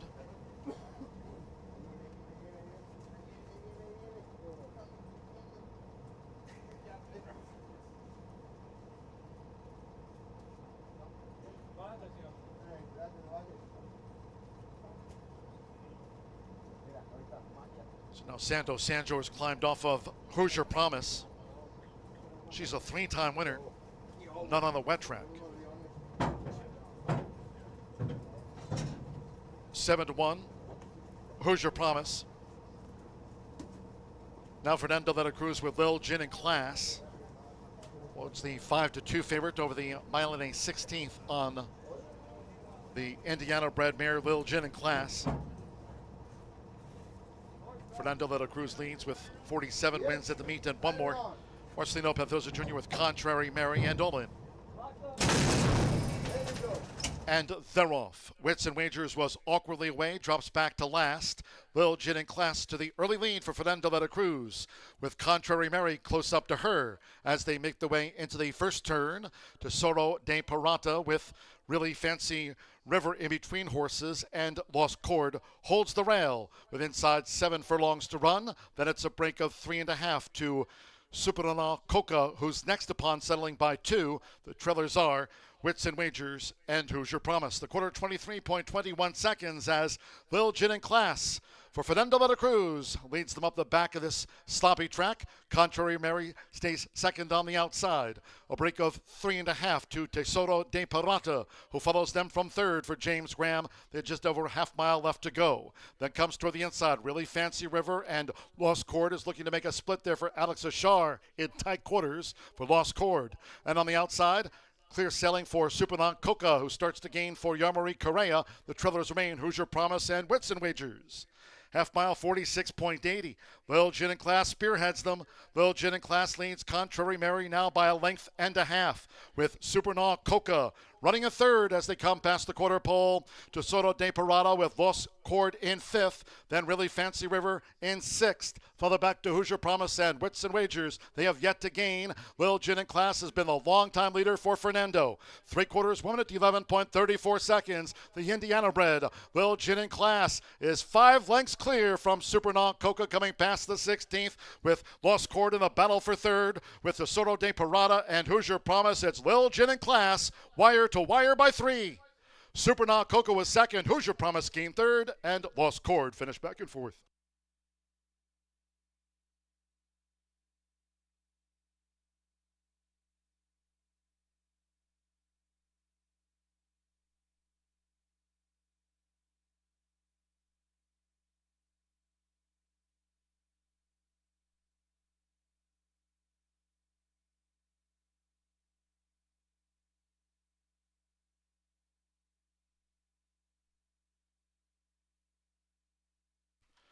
144.02 on the sloppy track.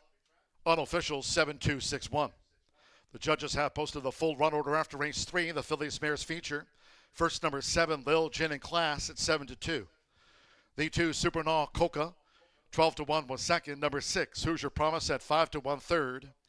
And the 1, Lost Chord at 3-1 was fourth. Tesoro de Parana fifth. After the Milani 16th on the wet track. Really Fancy River. Never really picked up on the off-going. We trailed back to Contrary Mary with Wits and Wagers, who was awkwardly away. So there it is in frame 7-2-6-1. Meet leader Fernando de la Cruz. 48 wins here this season. Indiana bred mare for Tim Eggleston, and 514 Racing Ring It Up.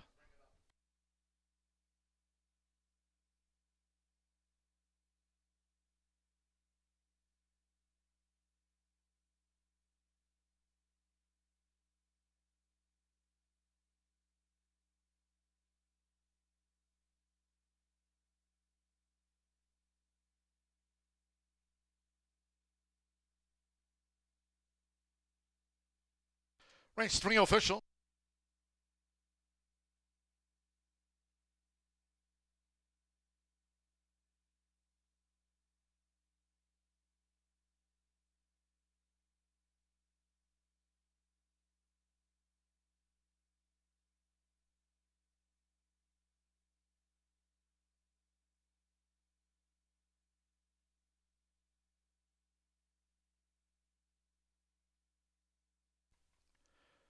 Returning to the Murphy Trailer Sales Winner's Circle, number 7, Lil Gin and Class with Fernando de la Cruz. This is meet leading 48th victory of the meet. Little Gin and Class is a 5-year-old dark bear bow mare by Colefront. At a Ginny's Classic by Sky Classic. There's Tim Eggleston. Won 7 quarter horse races here on Saturday's card to equal a record. Trains this Colefront mare for Matt Kwiatkowski's 514 Racing LLC. Horseshoe Indianapolis congratulates the winning connections of Lil Gin and Class.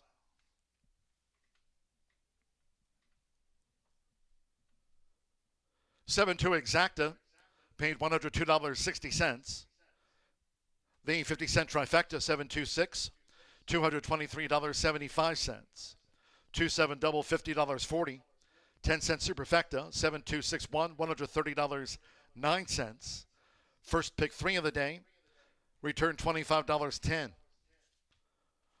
All 8 ran, sloppy track, 144.02. And the 4th of 10 on the day. It's an all main track card now. Again, the 5th, 7th, and 9th, those 3 are off the turf. Sloppy track for the maiden ahead. No scratches, no rider changes.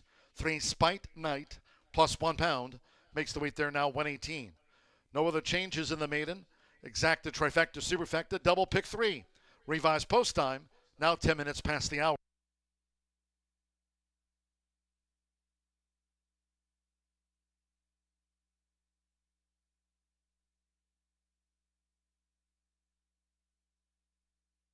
And all in. And they're off. Wits and Wagers was awkwardly away, drops back to last. Lil Gin and Class to the early lead for Fernando de la Cruz, with Contrary Mary close up to her as they make the way into the first turn. Tesoro de Parata with Really Fancy River in between horses, and Lost Chord holds the rail with inside 7 furlongs to run. Then it's a break of 3.5 to Supernaw Coca, who's next upon settling by 2. The trailers are Wits and Wagers and Hoosier Promise. The quarter 23.21 seconds as Lil Gin and Class for Fernando de la Cruz leads them up the back of this sloppy track. Contrary Mary stays second on the outside. A break of 3.5 to Tesoro de Parata, who follows them from third for James Graham. They're just over a half mile left to go. Then comes toward the inside, Really Fancy River, and Lost Chord is looking to make a split there for Alex Ashar in tight quarters for Lost Chord. And on the outside, clear sailing for Supernaw Coca, who starts to gain for Yarmarie Correa. The trailers remain Hoosier Promise and Wits and Wagers. Half mile 46.80. Lil Gin and Class spearheads them. Lil Gin and Class leads Contrary Mary now by a length and a half, with Supernaw Coca running a third as they come past the quarter pole. Tesoro de Parada with Lost Chord in 5th. Then Really Fancy River in 6th. Further back to Hoosier Promise and Wits and Wagers. They have yet to gain. Lil Gin in Class has been the longtime leader for Fernando. 3/4 1 minute 11.34 seconds. The Indiana bred Lil Gin in Class is 5 lengths clear from Supernaut Coca coming past the 16th with Lost Chord in the battle for 3rd with the Soto de Parada and Hoosier Promise. It's Lil Gin in Class, wire to wire by 3. Supernaut Coca was 2nd, Hoosier Promise gained 3rd, and Lost Chord finished back and 4th. And Dolan.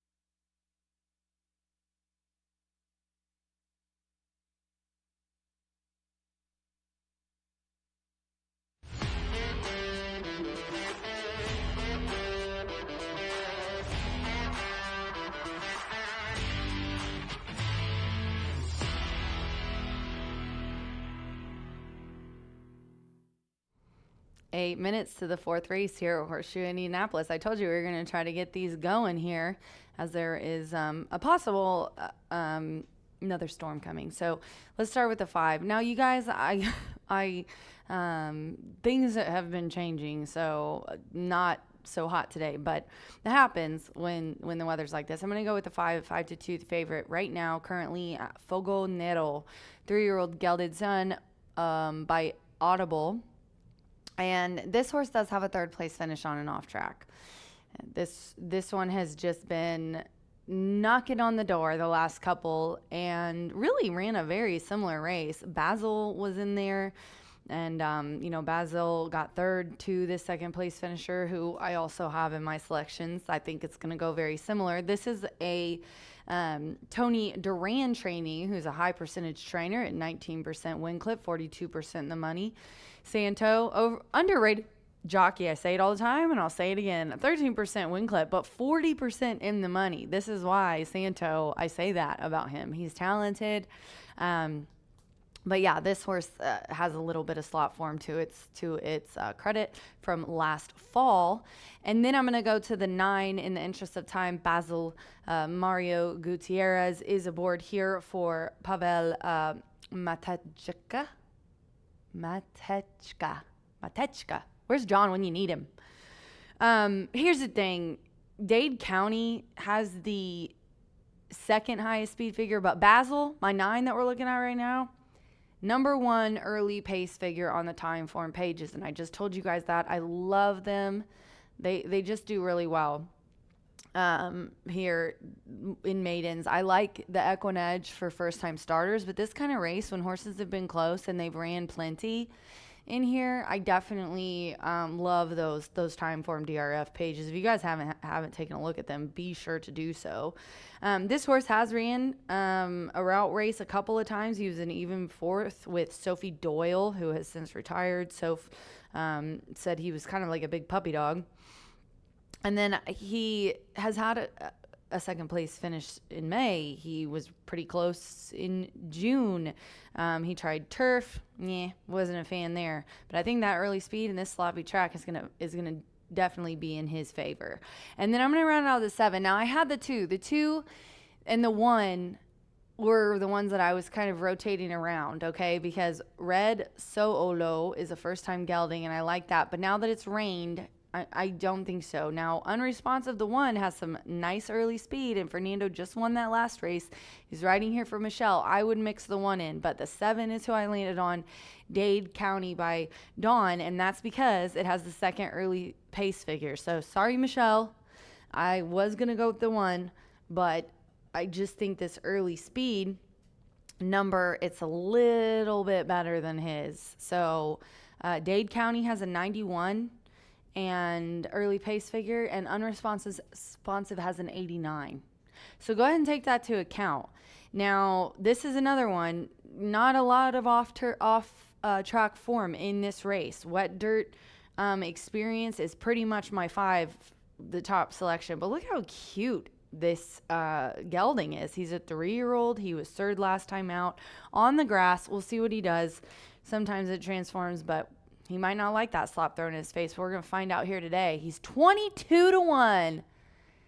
2nd to longest shot on the board. You love to see it. 597 here for me. I'd mix in the 1, though, as well, and 9-2 in here. If you're looking for a super, I'd do 5971. 4 minutes to race 4. This is the start of a 50-cent pick 3. Good luck.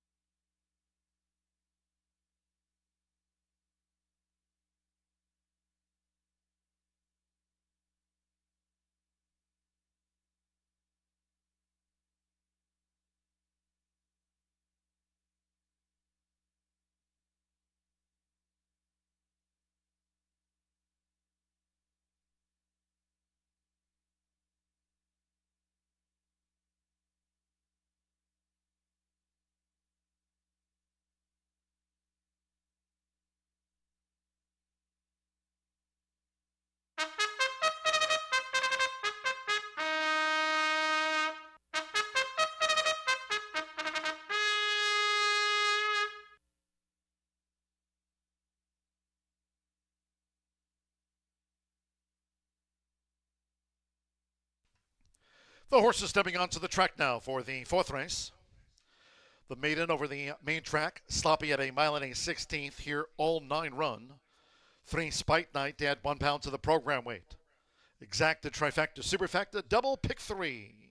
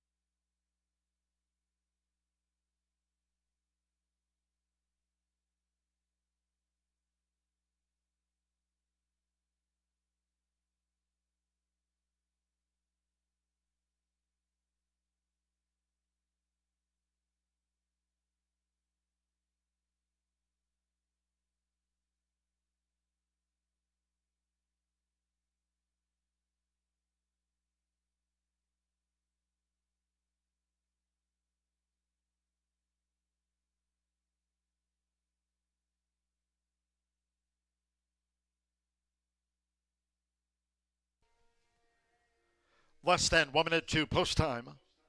Less than 1 minute.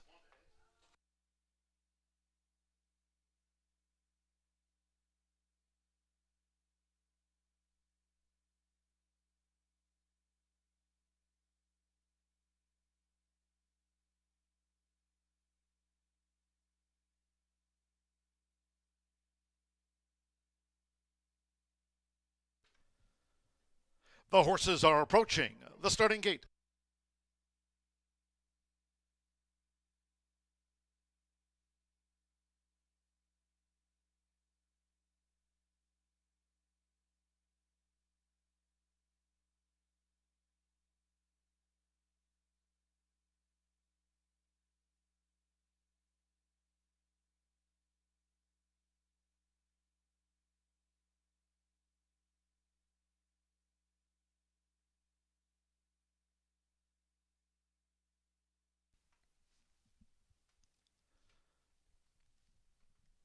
The horses have reached the starting gate.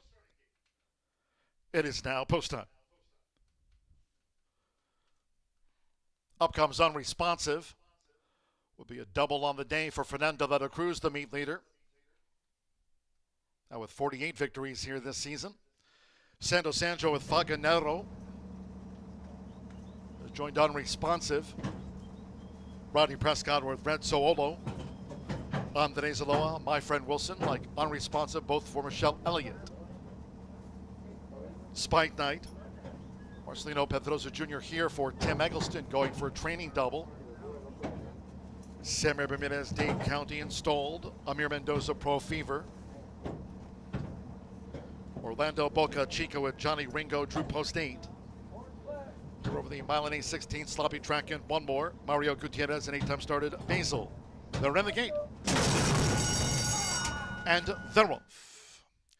Between horses, Pro Fever with an early bid. Unresponsive holds the rail. Here's Faganero, and on the outside, My Friend Wilson, Dade County 5 wide as they charge into the first turn, where Unresponsive has pole position for Fernando de la Cruz to lead Pro Fever by 3/4 of length at the 6.5. My Friend Wilson and wide Dade County. Then toward the inside, Spike Knight is running in 5th. Faganero alongside in 6th place as they go up the back. It's a break of 7 more to Basil, who's next upon settling for Mario Gutierrez. Out deep on the track, the trailers are Red Soolo and Johnny Ringo. The quarter for the front runner, Unresponsive, 23.38 seconds, making this run toward the half-mile pole. Unresponsive shoulders the load from Pro Fever and Dade County, who's racing wide. Then toward the inside is Spike Knight with a bid now for Marcelino Pedrosa Jr. on this wet track. Faganero being asked to pick up well over 3 furlongs from home. My Friend Wilson, farther back to Red Soolo as they round the far turn. Half-mile, 47.41 seconds. Johnny Ringo has dropped back toward the tail. In the meantime, it's Unresponsive on top. Unresponsive leads. Right there is Pro Fever and Spike Knight between them as they come toward the top of the stretch. Faganero straightens away in 4th here in the maiden. 3/4 went in 1 minute 12.55 seconds with Fernando de la Cruz. Unresponsive clings on. Faganero charges up the rail. On the outside, Spike Knight as they battle across the track. Pro Fever and then Red Soolo. They're close to home with the rail for Santo Sanjor. Faganero has come away with the victory by 3/4 length to Spike Knight. Red Soolo joined at the finish. Unresponsive finish fourth.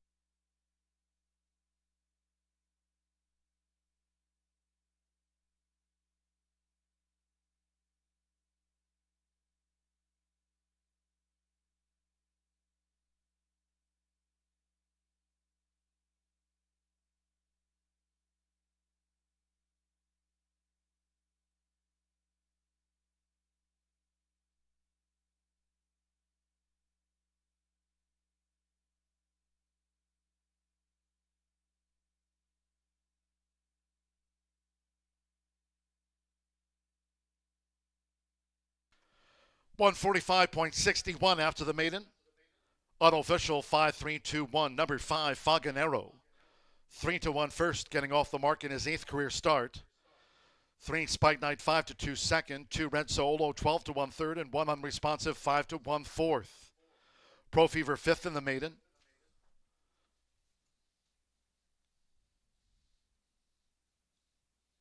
Hold all bets until official. Son of Audible. Santo Sanjor here for Rancho Monarca of Kathy and Tony Duran. Faganero's out to the maiden ranks.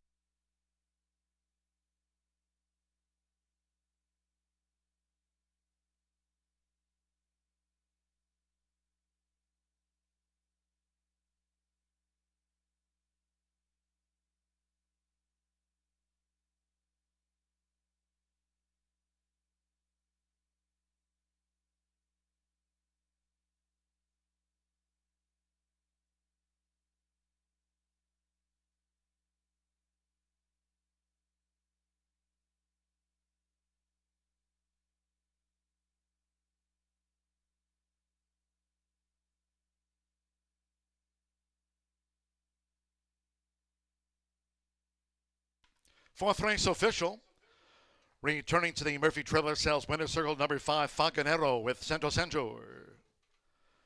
Faganero's a 3-year-old bay gelding by Audible. Out of the Cape Town mare, Flor de Amelia, for Rancho Monarca LLC of Kathy and trainer Tony Duran. Horseshoe Indianapolis congratulates the winning connections of Faganero. Was the 3rd betting choice.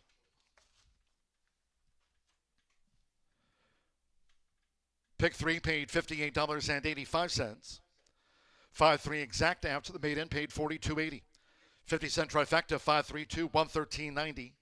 7-5 double, $67.80. Unresponsive, fourth unresponsive.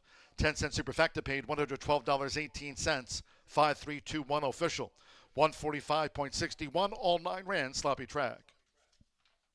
Fifth race, 103 taken off the turf course after the storm before the second of the day. It's an all main track card now. Race 5 on the sloppy track over the mile and a 16th. Scratch the 8 Tainted Justice, 9 El Payasito, and scratch the 12 Parker. That was announced earlier in the day. Scratch the 8, 9, and the number 12. The 4 Turbo Duck, a pound over. 10 the King Stinger, 3 over. Exacta Trifecta Superfecta, double pick 3. The 50-cent late pick 5 carryover, $1,318 on an all main track card. Scratch the $1 Horseshoe Hat Trick all turf pick 3, that refunded.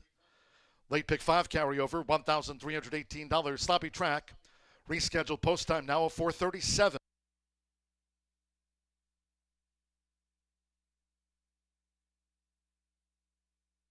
Hazel, they're in the gate. And they're off. Between horses, Pro Fever with an early bid. Unresponsive holds the rail. Here's Faganero, and on the outside, My Friend Wilson. Dade County 5 wide as they charge into the first turn, where Unresponsive has pole position for Fernando de la Cruz. The lead Pro Fever by 3/4 of length at the 6.5. My Friend Wilson and wide Dade County. Then toward the inside, Spike Knight is running in 5th. Faganero alongside in 6th place as they go up the back. It's a break of 7 more to Basil, who's next upon settling for Mario Gutierrez out deep on the track. The trailers are Red Soolo and Johnny Ringo. The quarter for the front runner, Unresponsive, 23.38 seconds, making this run toward the half-mile pole. Unresponsive shoulders the load from Pro Fever and Dade County, who's racing wide. Then toward the inside is Spike Knight with a bid now for Marcelino Pedroza Jr. on this wet track. Faganero being asked to pick up well over 3 furlongs from home. My Friend Wilson, farther back to Red Soolo as they round the far turn. Half mile, 47.41 seconds. Johnny Ringo has dropped back toward the tail. In the meantime, it's Unresponsive on top. Unresponsive leads. Right there is Pro Fever and Spike Knight between them as they come toward the top of the stretch. Faganero straightens away in 4th here in the maiden. 3/4 went at 1 minute 12.55 seconds with Fernando de la Cruz. Unresponsive clings on.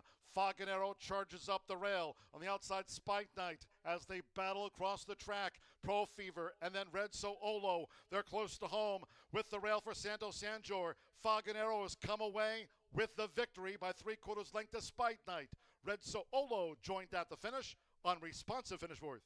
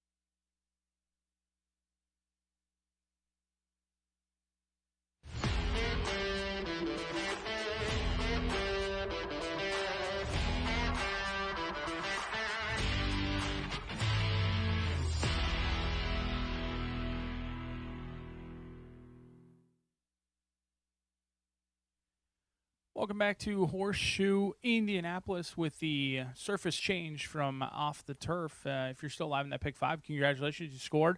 Might have it multiple times depending on how many horses you used in this leg, because it will pay out to all for the pick 5. But the pick 4s still paying out. You still got to cash on those pick 4s because we did take them off the turf before that second race due to that delay. So the pick 5 will pay all in here. The pick 4s still got to connect on this upcoming 5th race. So let's take a look at this field. Scratch 8, 9, and 12 with the surface change. This one originally carted for a mile and a 16th on the turf. Now on a wet, fast track. No longer sloppy. Already upgraded to wet, fast. My selections didn't change in here. This was my best bet of the day. Single in the early pick 5. Still going to single in the late pick 5 as well with Rock City Kid, Rodney Prescott for South Point Farms with Shannon McGovern in here. A horse who ran, I thought, incredible last time out. Granted, it was on the turf. It was off a lengthy layoff, but repelled multiple challengers on the front end. It was a huge effort.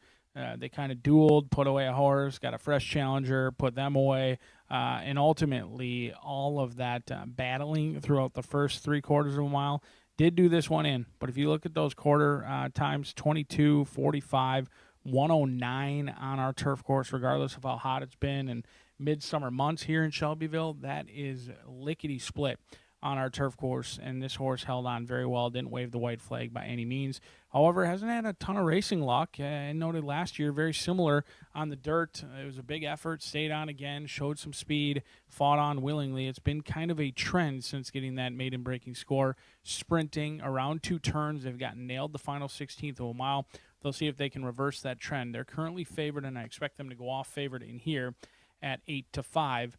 However, See You Later has taken a ton of action for Juan Medina. All he's done is win at 75% here at Horseshoe Indianapolis. This horse has been training over at the likes of Ellis Park. Couldn't find a spot over to run over at Ellis Park, so they will run here. They wanted to be on the turf, and why not? They won on the turf last time out, got that maiden breaking score. Jump up against winners. But look at the way this one's turned out. If there's a beauty contest, it goes through number 7, See You Later. Certainly on the toes, on the muscle. Got that elusive first victory July 15th with Fernando de la Cruz aboard. He's going to be aboard again today. You may look at this horse at first glance and think, oh, wow, really blossomed on the turf, but had been running well in those stakes races on the dirt, facing Mr. T and JR Shadowboy multiple times. That is no easy task. JR Shadowboy remains undefeated at this stage of his career, so losing to that one by 10 lengths, really not anything to worry about. I think this horse will handle the dirt just fine today. Did move up, did get the win on the turf, but this is a horse who wasn't training or running badly on the dirt by any means, and you can see the bettors agree.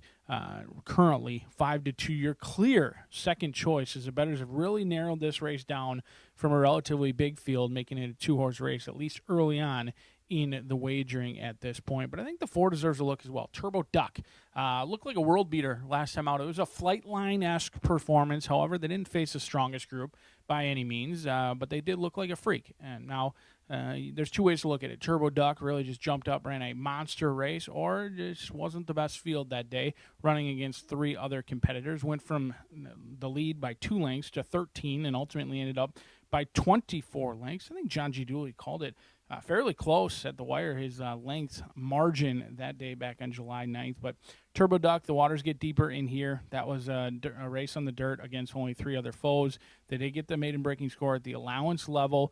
Buyer speed figure would prove 64 right in line with these. I think the numbers do fit. I'm not convinced that group was overly strong. Was bet down to 1-5 today, so ran as a 1-5 should.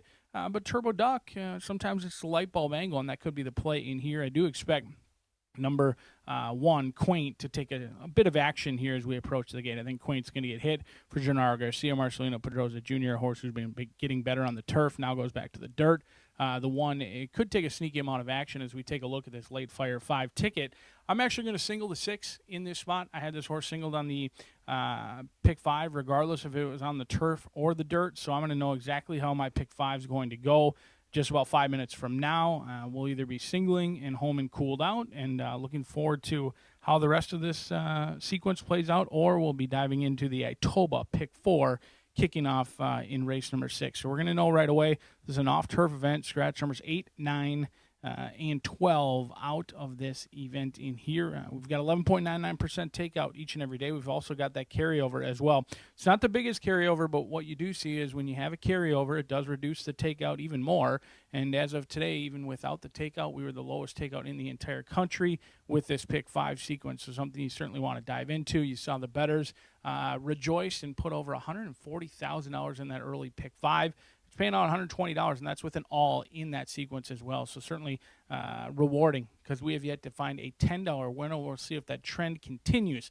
$9.80 the highest winner on the day, but you're still getting $120 for a 50-cent wager in that early pick 5. Lower takeout, less money taken out of the pools, more money returned to the bettors, and we can give thanks 3 minutes away from race 5 for another pick 5 here at the Shoe.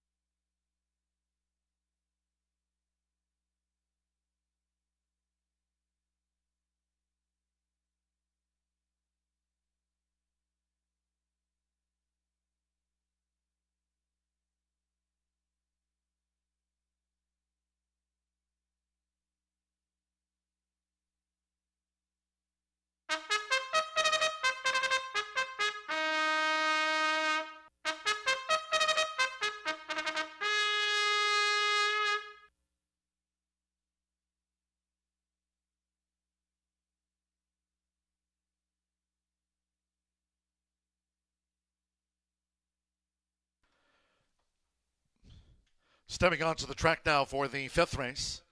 And the main track now has been labeled Wet Fast, a field of 9. Scratch the 18 to Justice, 9 El Payasito, and scratch 12 Parker was withdrawn earlier in the day. Scratch the 8, 9, and the 12. This over the mile and a 16th. Races 5, 7, and 9 off the turf. No rider changes.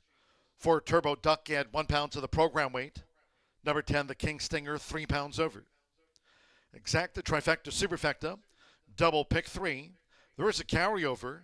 The 50-cent late fire 5, $1,318 on this now all main track card. Wet fast, no horseshoe hat trick, all turf pick 3. Races 5, 7, and 9 off the Caesars course. Main track now labeled wet fast.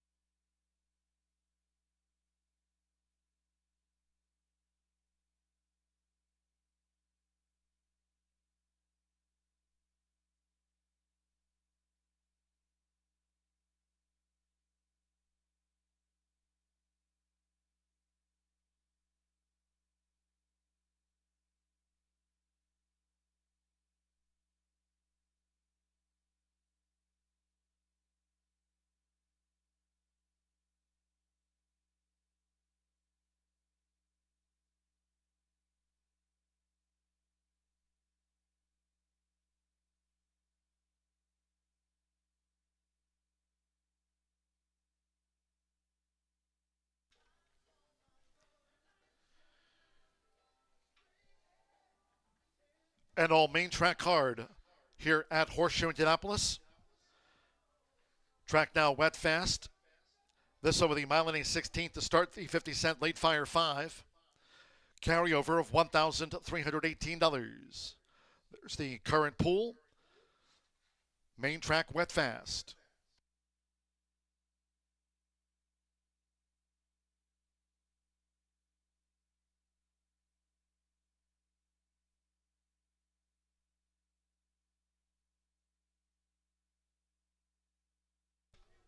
The horses are approaching the starting gate. Last call for the 50-cent late pick 5 with the carryover. Wet fast track going down to the mile and a 16th. Main track start.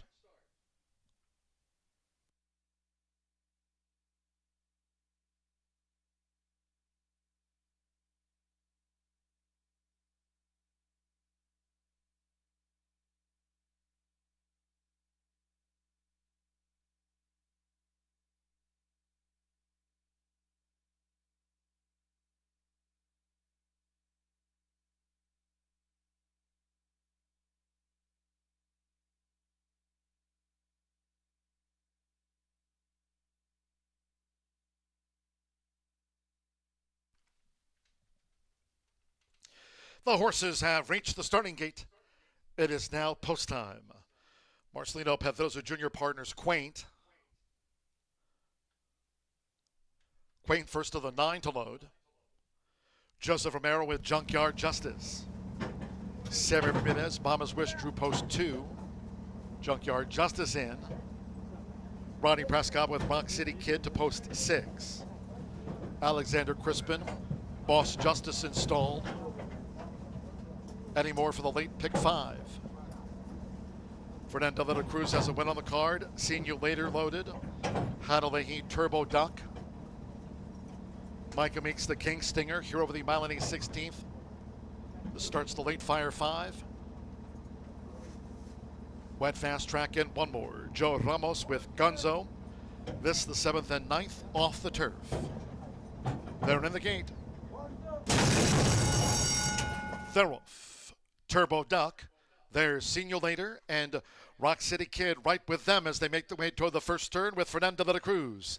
Simulator looks to lead. It's Simulator and Turbo Duck holds the rail as they round the first turn. Right there is Rock City Kid, and Gunzo in a white cap is covering a lot of ground. So it is on the outside. Simulator narrowly. Hanalehi and Turbo Duck taking it right there to Simulator as these Indiana breds go to the back of this now wet fast track. In the meantime, with Rodney Prescott, Rock City Kid is on the prowl running in third. Joe Ramos and Gunzo follows from fourth. The King Stinger in fifth. Boss Justice is sixth and out deep on this wet fast track. Mama's Wish joined toward the rail by Quaint, and onto the hands of Joseph Romero. Junkyard Justice has dropped back to last. Quarter 23.85 seconds. Making this backstretch run near the half-mile pole. Simulator by 3/4 length to Rock City Kid, who's right there second and well up, with on the outside Gunzo, half-mile 47.92.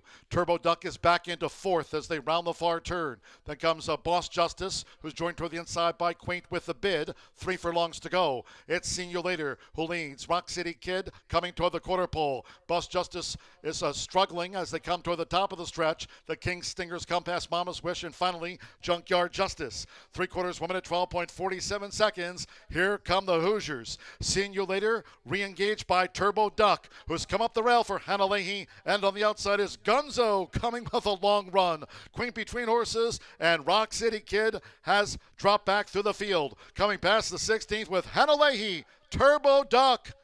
Turbo Duck gets the job done by 2. Gunzo gained second from Simulator, and Queen finished fourth.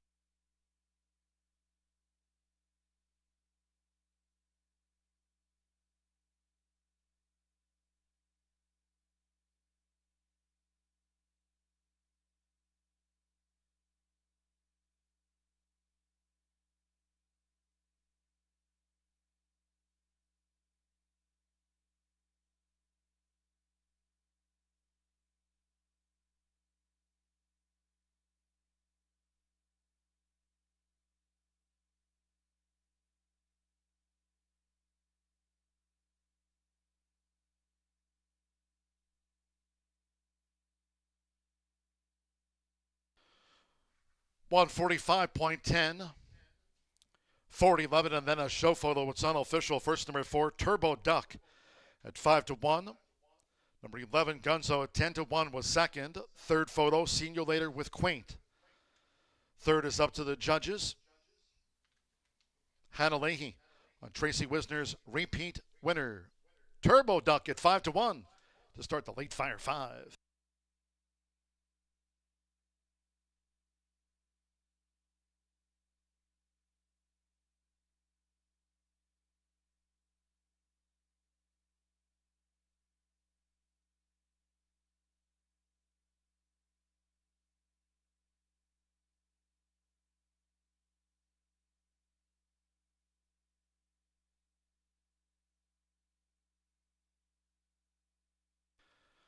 The judges have posted number 7, Seeing You Later third, and 1 Quaint fourth for 11.71.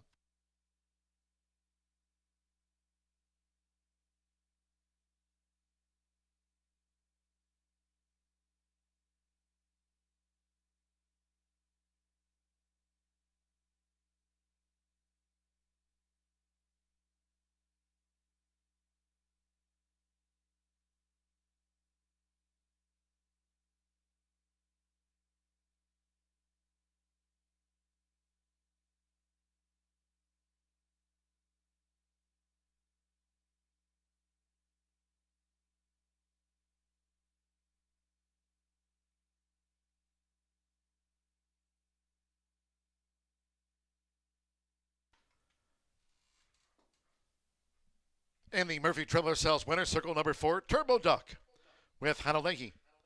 Turbo Duck, 3-year-old bank gelding by Turbo Compressor. For Tracy Wisner Racing, Horseshoe Indianapolis congratulates the winning connections of Turbo Duck. Repeats at the meet, and it's official. 40-11 exacta paid $87.60. 50-cent trifecta, 40-11-7, 67.40. Note the 50-cent early pick 5 paid out on 4 out of 5 as this was taken off the turf course after the running of race 1. It became an all in the 50 cent early pick 5 again, with this, the 7th and 9th, coming off the turf just before the running of race 2. And just a note, there will be a carryover in the 50 cent early pick 5 tomorrow, as that original carryover was taken out of the pool today. $1,756. That'll be a carryover in tomorrow's 50 cent early pick 5. And there's that carryover. Once again, it was taken out of the pool money here today, as this was taken off the turf along with the 7th and 9th to be run on the main track. 5-4 double, $63.20. $1 early pick 4, $874.10. 4 out of 4 there. And the pick 3, 7 with the 5 with the 4 paid $148.20. Quaint 4th, 10-cent superfecta, $73.18. 9 ran, wet fast track, 145.10. Race 6 of 10 on the day. Scratch for the maiden juvenile, the 1 Strawberry Kisses. Scratch the 1. No rider changes. The 2 Jane's Alley Cat, 2 pounds over. Exacta trifecta superfecta. Here the 10-cent pentafecta featured for the first time on the card. Double pick 3 and a carryover. And the $1 late pick 4 presented by Itoba. This carryover, $1,904. Late pick 4. All main track card. Post time now 5:06.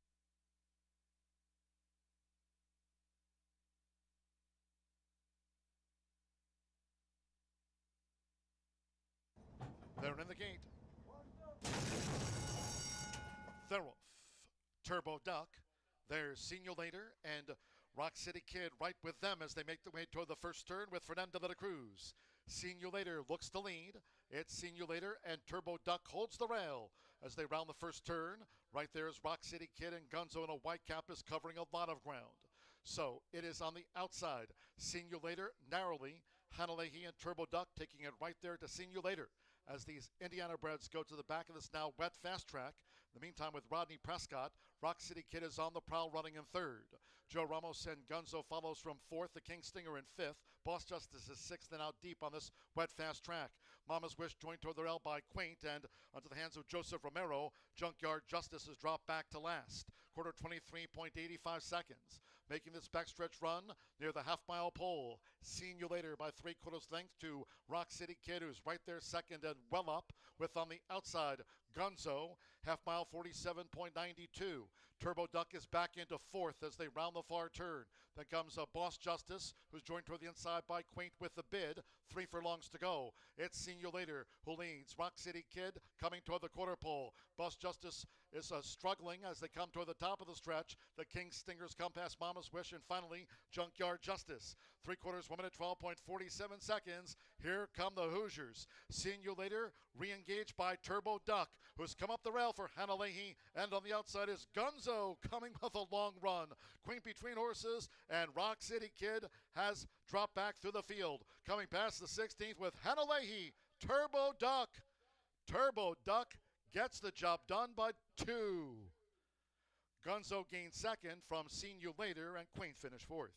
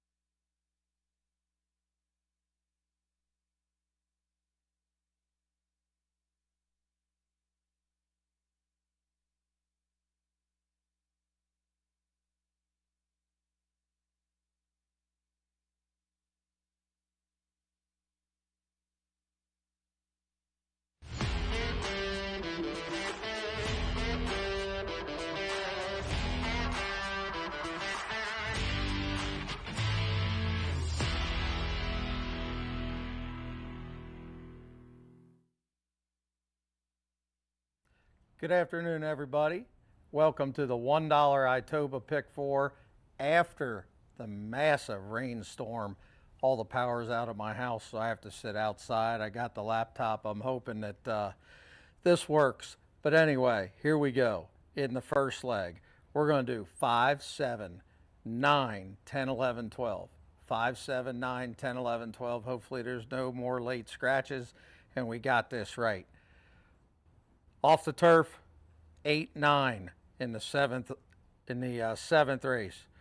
Your Bonji, I think is the name of the horse. Fernando de la Cruz, and then the Bradcock. So we'll go 8, 9 there. And then in the 8th race, had to cut that down a little bit because we had to take a bunch of horses in these other races.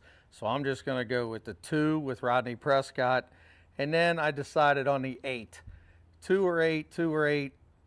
So we got no single. But, so we're 6 by 2 by 2.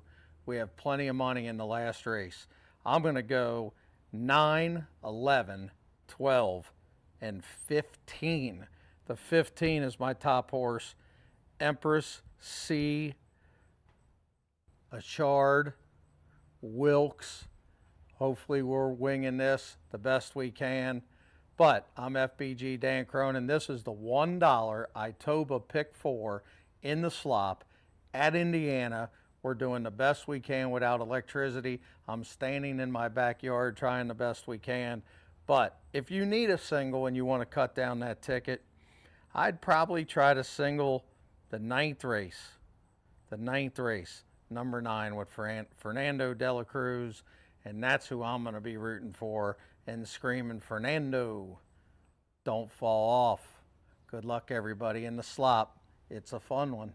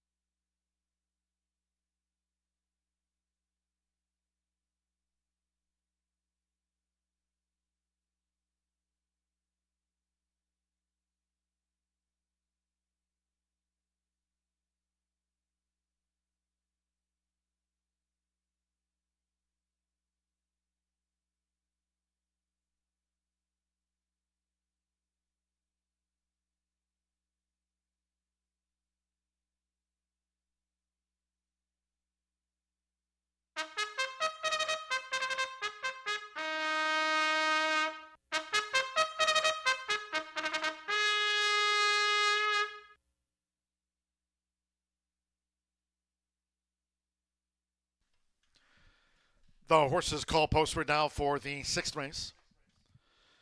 Maiden 2-year-old fillies dash over the 5 furlongs, a field of 11. Scratch 1, Strawberry Kisses. Scratch the number 1 from the race card. 2, Jay's Alley Cat, plus 2 pounds. Makes the weight there now 114. Exacta, Trifecta, Superfecta, the 10-cent Grand High 5, Pentafecta, featured here on the maiden sprint. Double pick 3 and a carryover. And the $1 Itoba presented late pick 4. Carryover of $1,904 due off.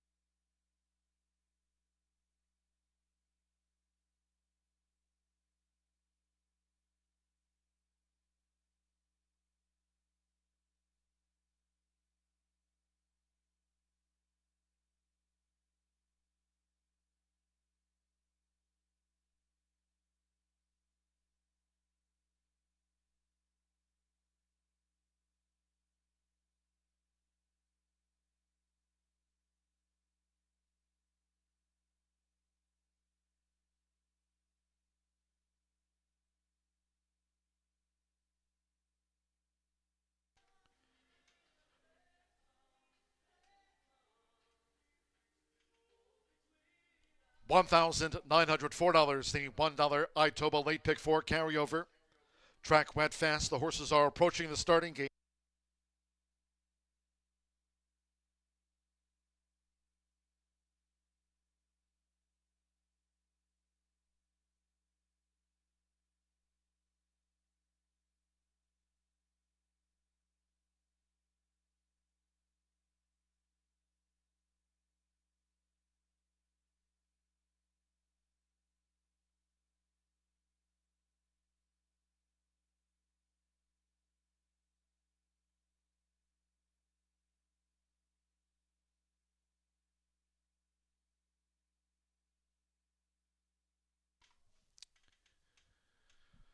The horses have reached the starting gate. It is now post time. Micah Meeks with James Alley Cat coming up first.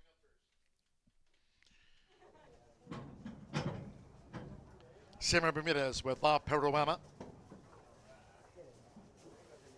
Joseph Romero, Jojo Justice has moved into position. Evan Roman with Evening Charm. Track went fast with more thunder in the distance. It's the 6th of 10 carded.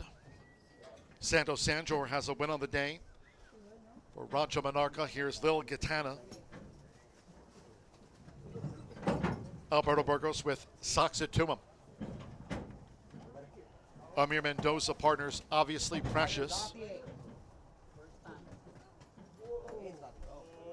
Soxitumum getting fractious back of the starting gate. Obviously Precious loads. There's Soxitumum in the background.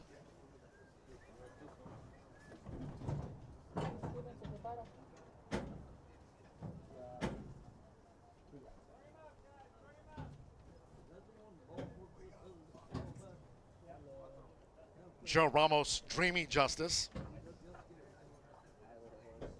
Another newcomer here at 5 furlongs, Dreamy Justice. Mitchell Murrow, Big Time Justice.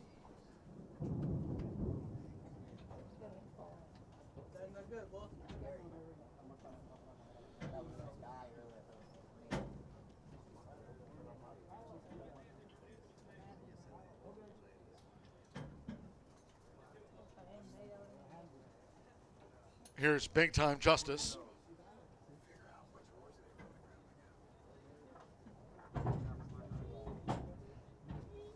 Pioneer Sky.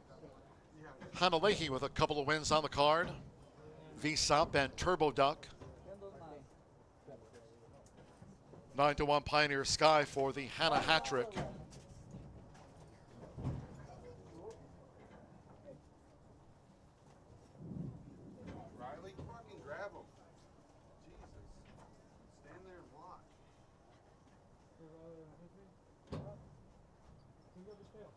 We had a weather delay here at Horseshoe Indianapolis after the first of the day.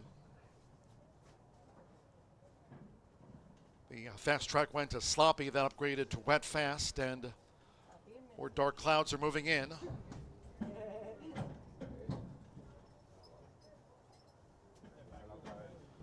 So stand by one more. Marcelino Pedrosa Jr., first time starter, Miss Unbridled, to make up the 11 over the 5 furlongs on a wet fast track.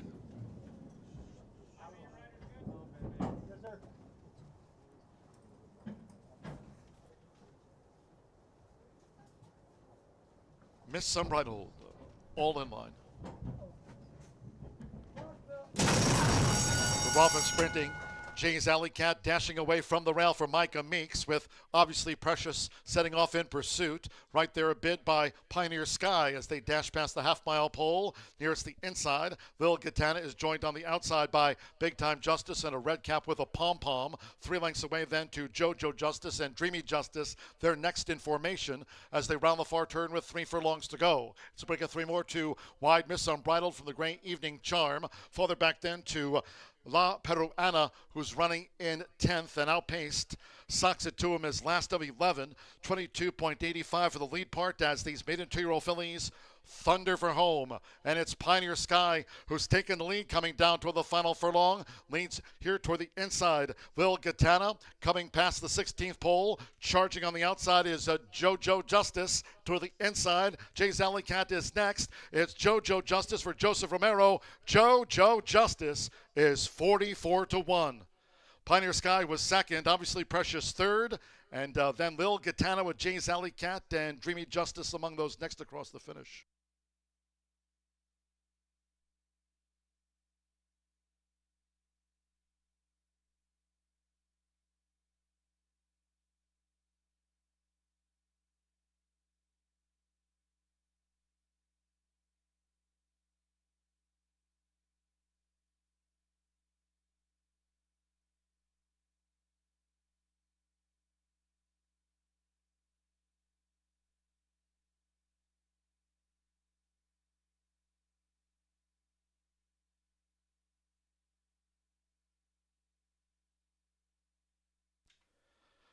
.21 after the maiden juvenile filly sprint. 6:11.5 and then a photo 6. JoJo Justice at 44-1. Joseph Romero for Lily Gonzalez and Justice Farm. Harry's Holiday filly at a big odds price.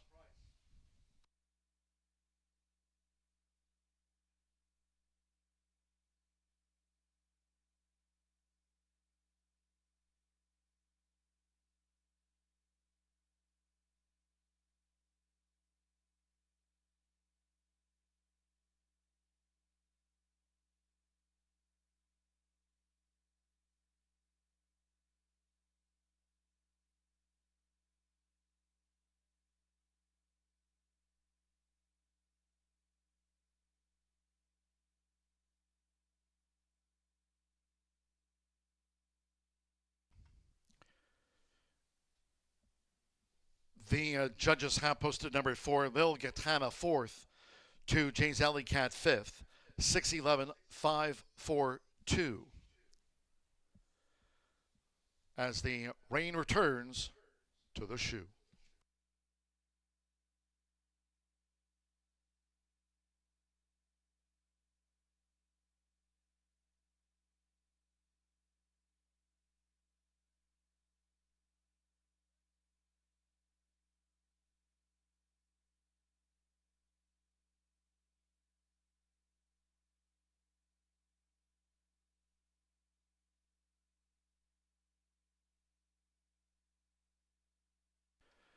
Result official.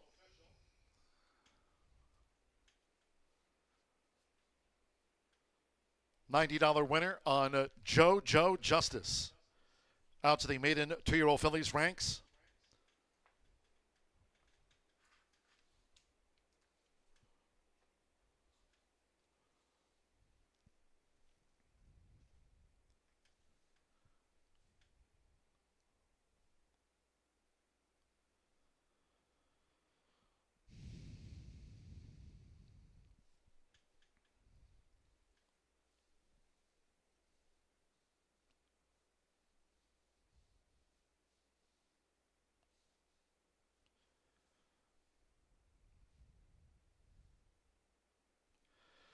Returning to the winner's circle, number 6, JoJo Justice with Joseph Romero.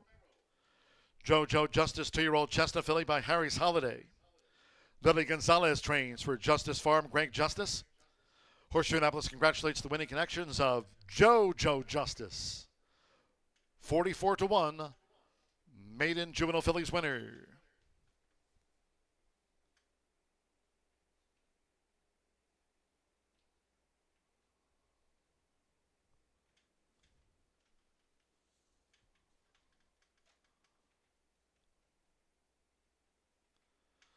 The Pentafecta carries over $2,088. That's scheduled on race 7. 611 exacta, $1,080.20. 50-cent trifecta, $736.90. 4-6 double paid $468.20. Pick 3 capped off by JoJo Justice, $1,087.80. The 10-cent superfecta, 611.54, $9,967. 1 minute point 21 when the track was wet fast. Once again, another storm in the area here. Lightning embedded. And the 7th of 10 is due. Again, it was taken off the turf course. Maiden, main track over the mile and a 16th. Scratch the 5 Blazing. 13 Fast Jimmy, scratch 5 and 13. The 2 J.R. Bartholomew is a first-time gelding. That's the 2 J.R. Bartholomew. 3 Handsome Jimmy, a pound over. Scratch again the 5 and the 13. Maiden exacta trifecta superfecta. Double pick 3. Pentafecta carried over $2,088. So the tractors back out making their rounds. We'll keep our eyes with regard to the track condition. It was wet fast. It's teaming down now with lightning embedded. 5:36 for a scheduled post.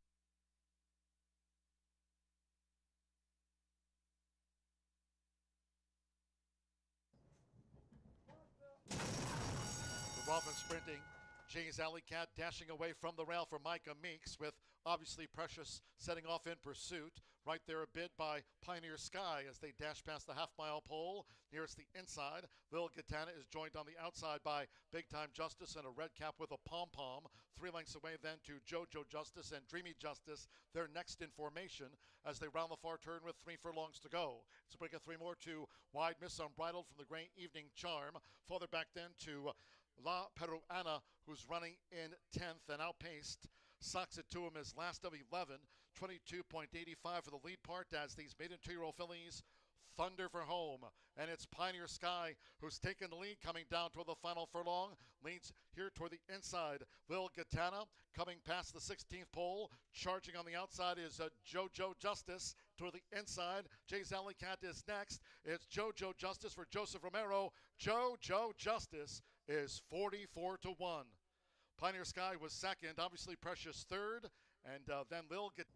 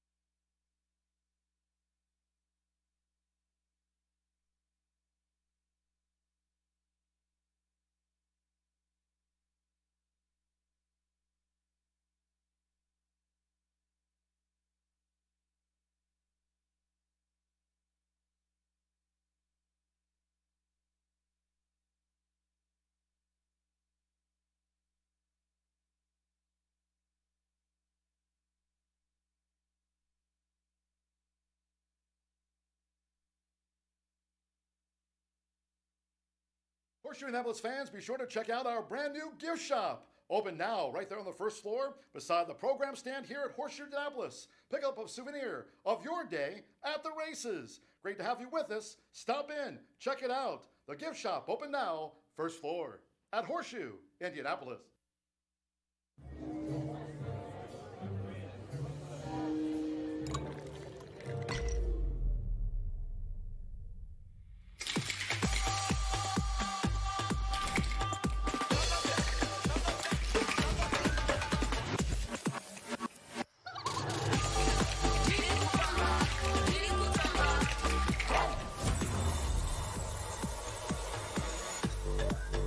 Tequila Herradura. Extraordinary awaits.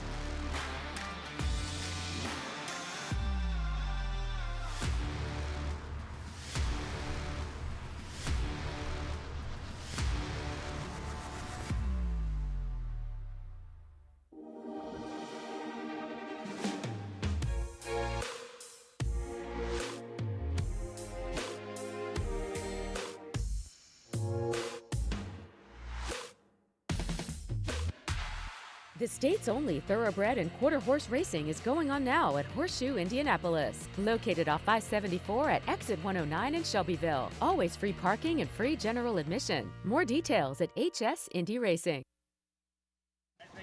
When it comes to horse racing, you can never have too much information. With Twin Spires, you can place your bets with confidence, whether you use handicapping insights like our Brisnet speed ratings, prime power and past performances, the guidance of our experts' top picks, or just choose a name that catches your eye. Yes! No matter how you pick your horse, bet with Twin Spires. And now you can race to victory with Twin Spires tournaments.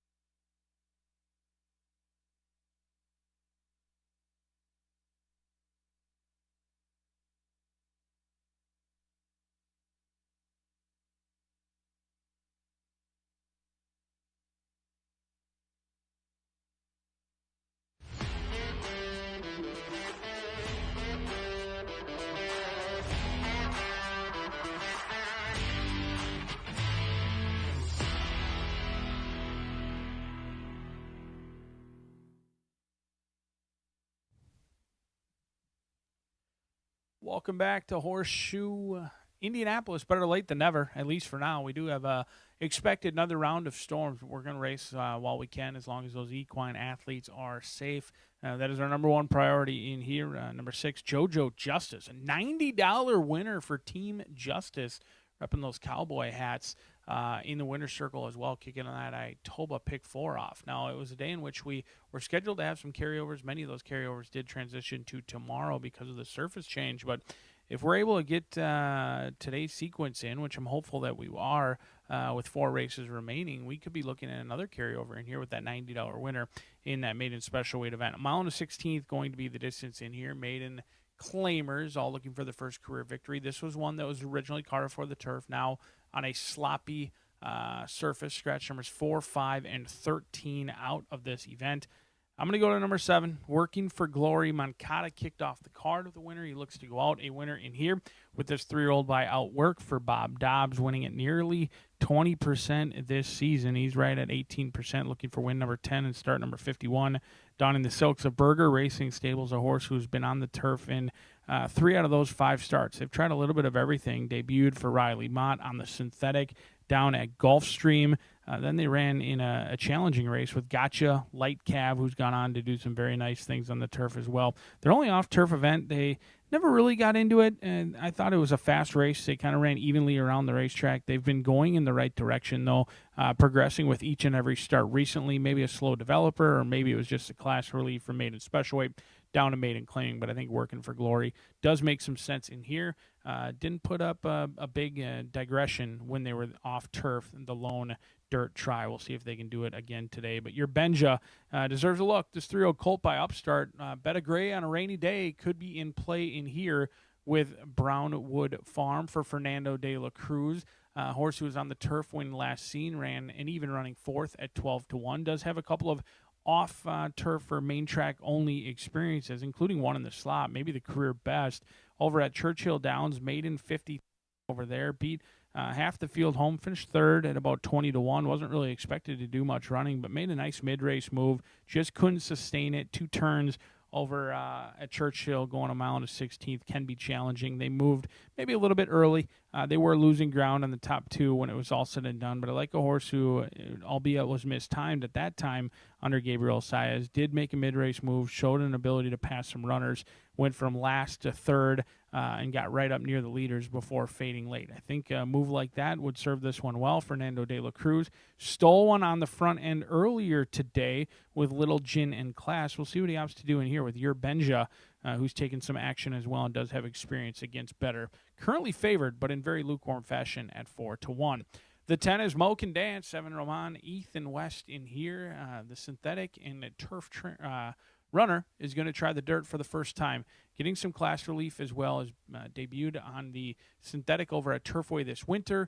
Now is going to try their dirt in here, being by Uncle Mo. You would think this one could run on really any surface when it's all said and done. The mare, there's not a whole lot to go off of, did debut at the maiden special weight level back in 2018, sprinting at Belmont, and then they immediately went to the turf before heading to the breeding shed. So far, as a mare, she's been okay. She did produce a horse, 5-year-old who was lightly raced, Brunn, who's actually still actively training, was over at Turfway, just ran 2nd this winter in February and was 4 for 4 in the exacta. In fact, debuted here at Horseshoe Indianapolis, ran 2nd with Evan Roman aboard, then ran 2nd again at the fairgrounds, got that elusive first victory on the turf, sprinting at the fairgrounds.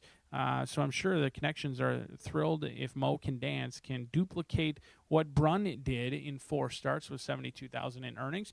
But they are going to go right from the paddock to the starting gate. So don't be surprised if you see them hit the track, and before you know it, they'll be at the starting gate as John G. Dooley gives you the call in the rain here in Shelbyville. We've been unable to avoid these clouds, rain, lightning, and thunder. We've got some carryovers again tomorrow with a $90 kickoff to that Itoba Pick 4. We're closely monitoring how those will plays play out from here. Good luck.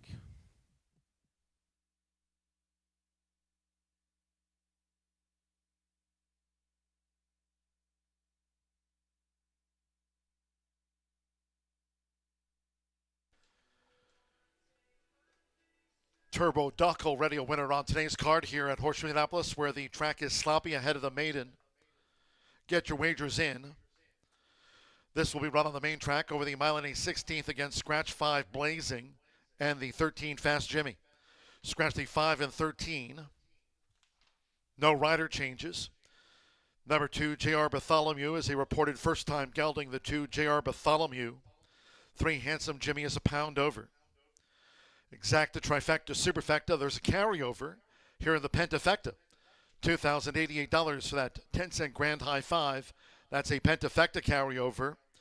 Double and another 50-cent pick 3 on races 7, 8, and 9 scheduled. Sloppy track.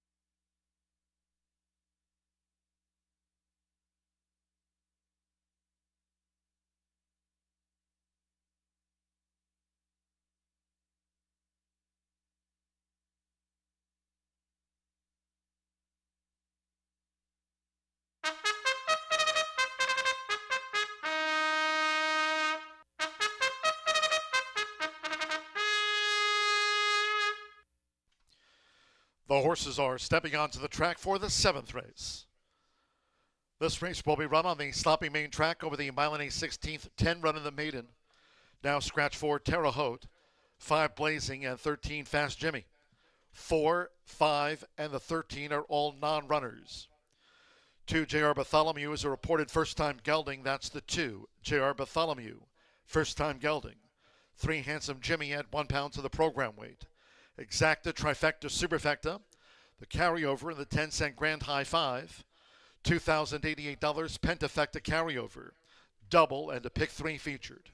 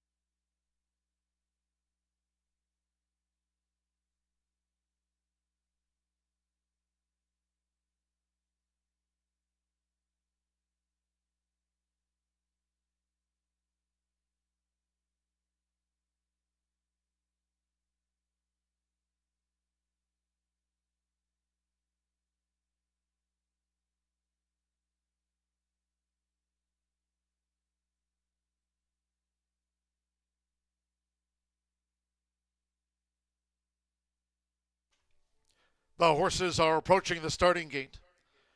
Going down to the mile and a 16th main track start for the maiden. Main track sloppy. Carryover here in the 10-cent Grand High 5. $2,088. That's a Pentafecta carryover, and they're going down.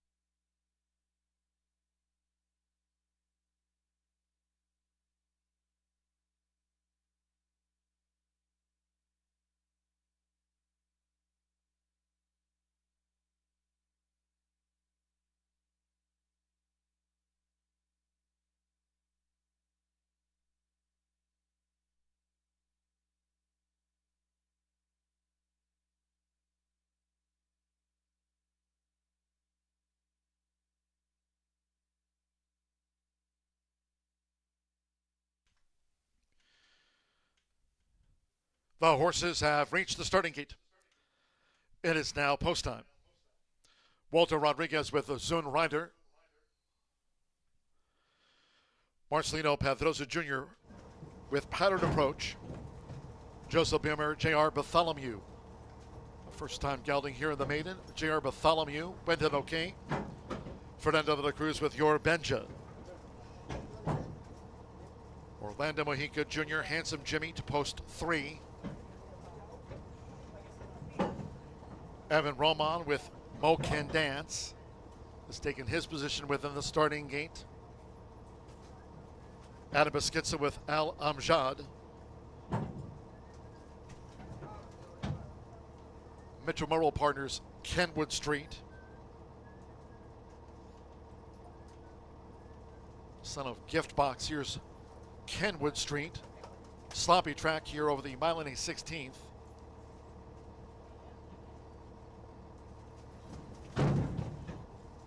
$21-1 on Kenwood Street. Right now, Pattern Approach is the 7-2 favorite.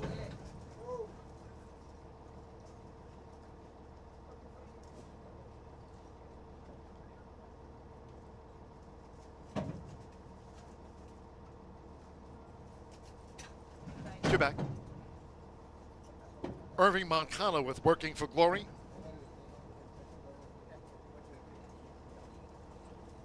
One more. Danny Sheehy, partner, 6-time starter, Play on Words. Sloppy track, they're in the game. And they're off. Racing after our second weather delay, and here's Play on Words, who's going out toward the front for Danny Sheehy. Right there is Handsome Jimmy, and toward the inside, the gray Zun Rider. Holding that position from the rail for Walter Rodriguez, it's Zun Rider, who's come away in front of Handsome Jimmy, who's right up there after a sharp start.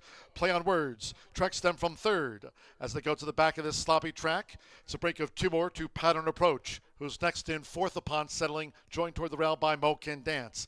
2 more then to J.R. Bartholomew together with Kenwood Street. It's 4 more to Working for Glory, and Your Benja is running second to last, and the one well back is Al Amjad, who trails in 10th. The quarter in 23.63 seconds. It's Zun Rider.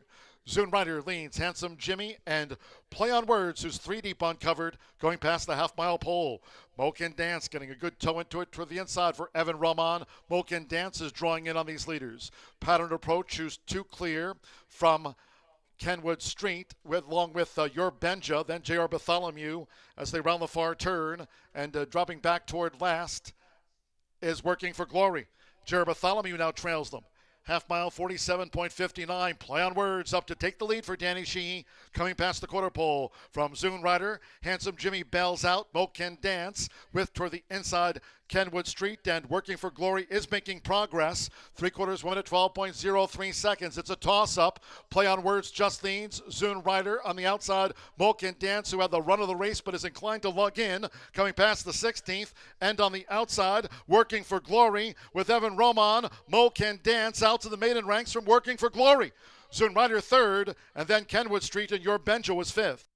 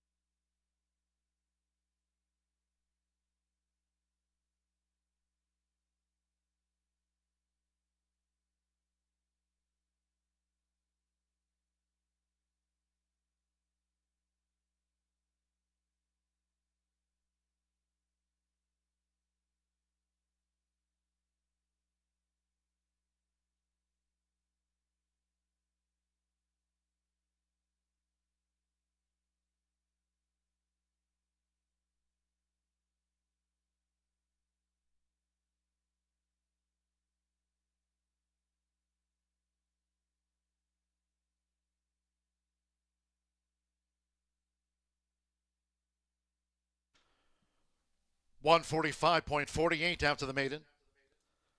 Sloppy track, 145.48 seconds. Unofficial 10.716. Stand by for the fifth. Number 10, Mo Can Dance in at 6-1. The 7 Working for Glory at 9-2 was the runner-up. 1 Zoon Rider 4-1 third, and 6 Kenwood Street at 32-1 was fourth. 9 Your Benja fifth for the Pentafecta that had a carryover going in. So there it is, posted unofficial 10-7-1-6 after the running of race 7. Mo Can Dance really had the run of the race here, son of Uncle Mo. Evan Roman for Ethan West, getting on the Tuesday score sheet. A Womack Farm victory with Mo Can Dance.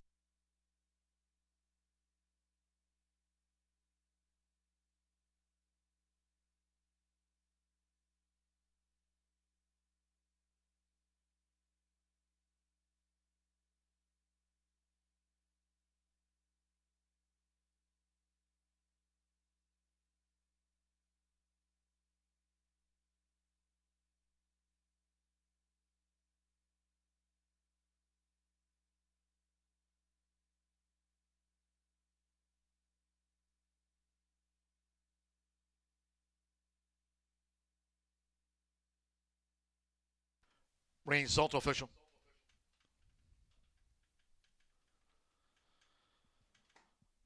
Returning to the Murphy Trailer Sales Winner's Circle, number 10, Mo Can Dance with Evan Roman. Mo Can Dance is a 3-year-old big gelding by Uncle Mo. The Tappet Mare Ballet Slippers. Ethan West trains for Gary Broad's Womack Farm. Horseshoe Indianapolis congratulates the winning connections of Mo Can Dance. Gets out to the maiden ranks in his 5th career run at 6-1.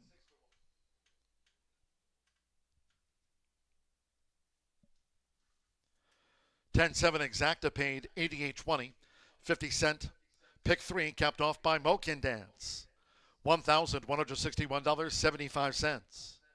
Pentafecta returned $1,500. $7.95. Your Benja was 5th. 50-cent trifecta, $122.70. 610 double, $638.80. The 10-cent superfecta, $341.68. Kenwood Street was 4th. Your Benja 5th. Sloppy track, 145.48 and 10 ran. Mo Can Dance, notching the Cody photo.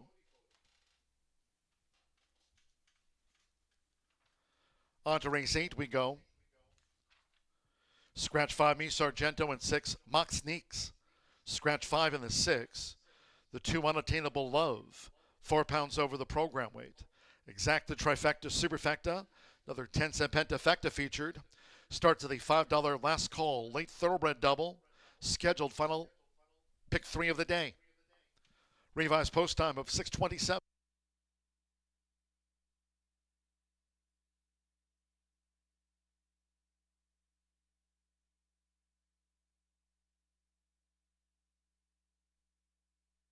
Sloppy track, they're in the game.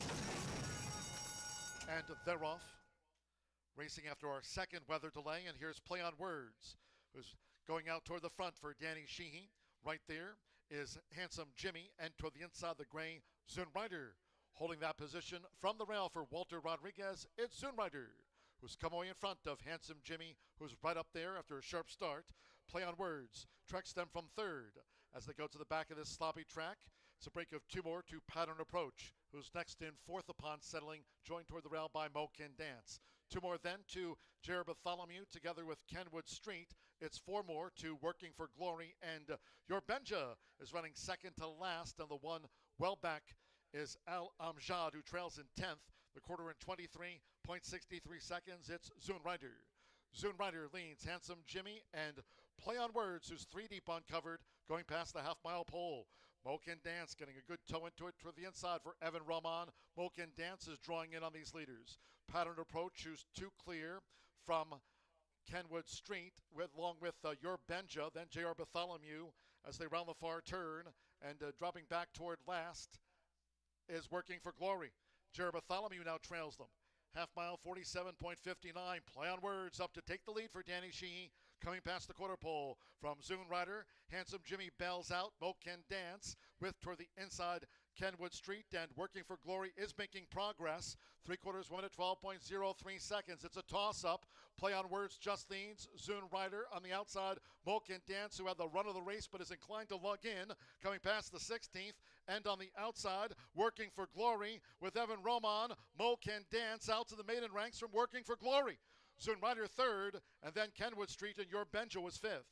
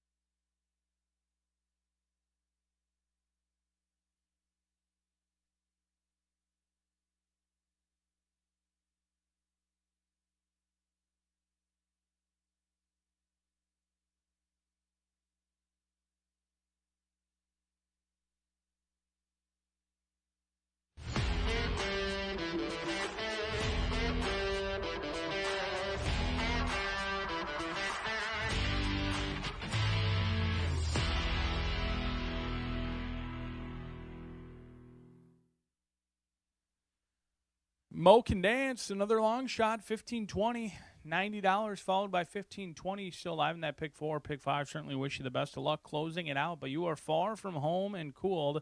Non-winners of 2 coming up in here. Scratch number 5 and 6 out of this event. Leaves us with the field of 8 set to go to the post. 1 mile and 70 yards on a sloppy main track in this one. I happen to fancy who bettors agree with in this spot off an 8-1 morning line. Now the morning line is set by a morning line professional. Oftentimes when you have a surface change, you can throw those morning lines out. But in this case, we were always scheduled to be on the dirt in this one. So the morning line should be active and ready to rock and roll. But it's 8-1 currently on the board at 8-5 for Barkabilly. Bob Pompel, Santo Sanger.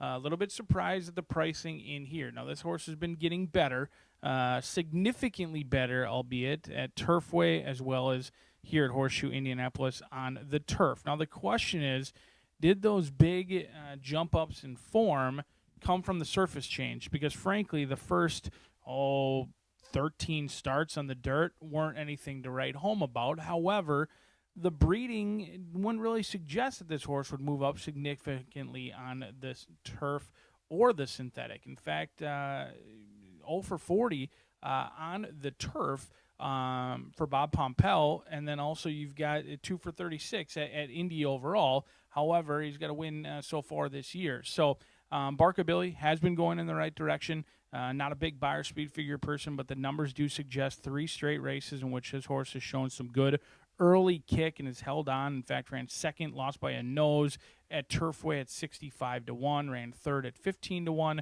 and then last time out ran in a very fast race, losing to a Win Machine in Underappreciated. Now, I'm banking that this horse has turned over a new leaf. Maybe they floated the teeth. Maybe the 5-year-old just turned out a new leaf, figured some things out, I guess, the light bulb angle per se.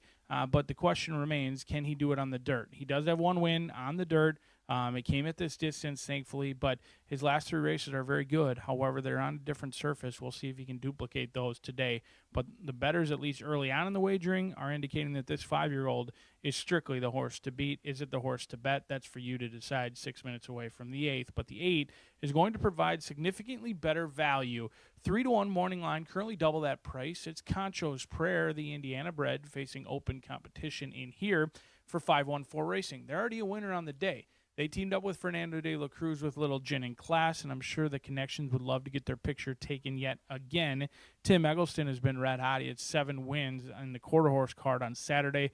Already a winner today. He looks for his training double in here with this 4-year-old by Turbo Compressor, who was off slow, never really given a great opportunity last time out. After being off slow, they moved up on the backside. They were kind of in the running midway through the turn. They were only a length off the leader, but Infinite Speed ultimately had a ton of horse left. He was able to slow it down, had it all his own way, while Concho's Prayer just didn't have the best of starts, and it cost him. However, he just hasn't had a ton of ability to dig down deep when it's needed most. Some would call it heart. Others would call it he's just a little bit camera shy. Take it how you want. He does have 1 win. He ran away and hid, but it came back June of last season. Since then, he's picked up pieces, but looking for that elusive second victory in here with Concho's Prayer, who did have an excuse last time out. The 7 is going to be value as well. It's Air Charger, Amir Mendoza. He's been all the rage, 15% winner here. He's no longer an apprentice by any means. He started the season an apprentice, but after racking up 24 wins, looking for his 25th, he's not getting any weight breaks today. Michelle Elliott winning at 4%. This 4-year-old chestnut by Will Take Charge. It comes off of a 4th place finish. It was the first start of the year here, and they had been running at the allowance ranks, in protected divisions mostly last season for Thomas Medina. They did switch hands late in the year over to the Michelle Elliott gang. Since then, they came in unprotected, ran in a claiming race, showed some speed, kind of tracked early as Air Charger unhappy down here, as many of us are with the rain, being off turf, a lot of disgruntledness down here. But one thing we are thankful for, still racing here at Horseshoe Indianapolis. Rain or shine, we're going to try and get these in. If you're still alive in those horizontal plays, certainly wish you the best of luck. But it looks like Air Charger, cool, calm, and collected, just feeling his oats down here in the saddling enclosures. We'll be out at the track on a sloppy main track a couple of minutes from now for race 8. Good luck.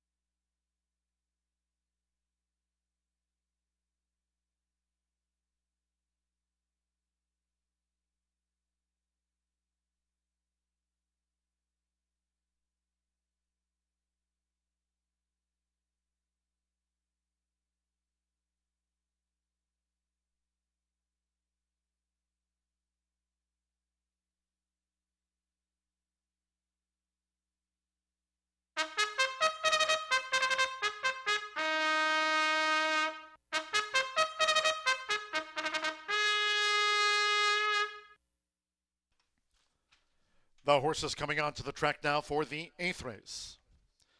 This one was carded for the main track at 1 mile and 70 yards, a field of 8. Scratch 5, Mi Sargento, and the 6 Box Sneaks. Scratch the 5 and the 6 from the race card. No rider changes. Number 2, Unattainable Love, plus 4 pounds. Exacta Trifecta Superfecta, the 10-cent Pentafecta. Starts at the $5 last call, Thoroughbred Double. Final pick 3 of the day, featured on a sloppy track.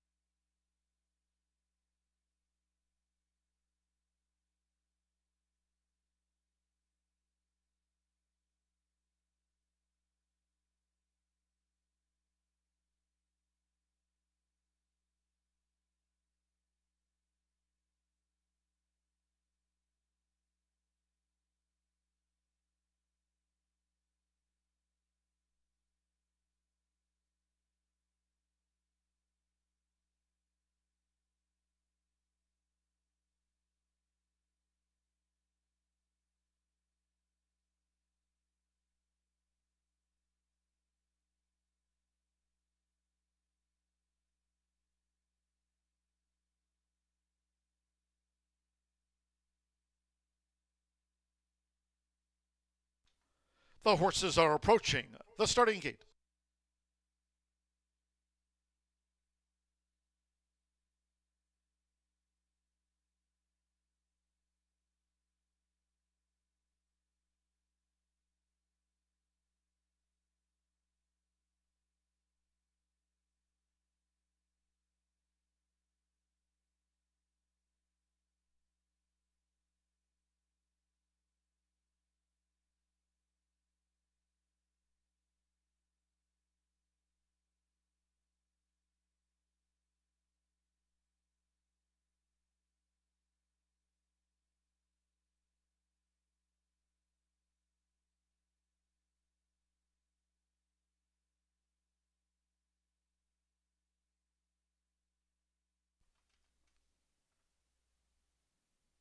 The horses have reached the starting gate. It is now post time. Joe Ramos with Rosso Fuco.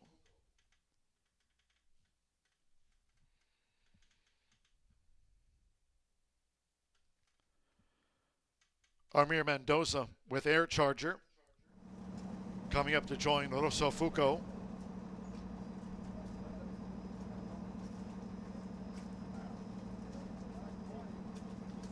Rodney Prescott Partners, Unattainable Love.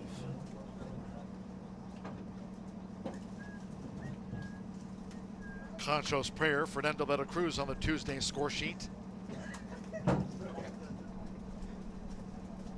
Alexander Crispin with Whiskey Tryst. Whiskey Tryst drew 3. Andres Aloa with Dream Fast. He's taken his position in the starting gate. Whiskey Tryst, 2 back. El Sierreno would be a double for Evan Roman. After Mo Candance's maiden win, here's El Sierreno. Give it a 30-1 chance at 1 mile and 70 yards. One more. Barca Billy, Santos Sanjor has a win on the card. They're in the gate.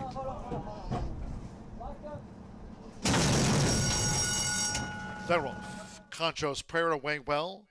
Barca Billy with toward the inside Rosso Fuco.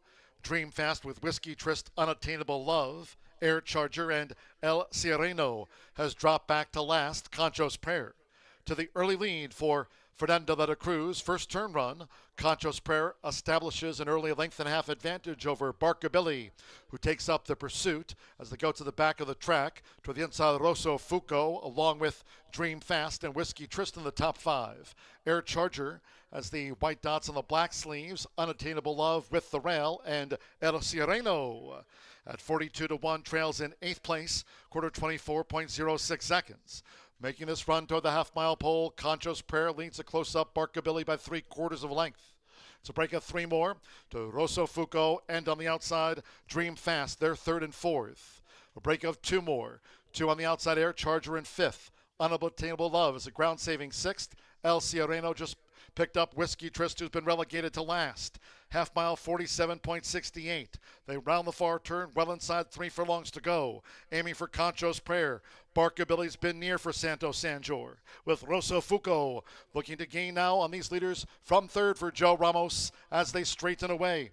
3/4, 111.96. Concho's Prayer, top of the stretch, leads Barca Billy, still by a length and a half margin. Coming down toward the final furlong, Rosso Fuco toward the inside, Air Charger, coming past the 16th, where Barca Billy now strides away from them close to home with Santos Sanjor. Barca Billy bounds home by 5 from Rosso Fuco. Concho's Prayer just held Air Charger for 3rd. Unattainable Love finished back in 5th.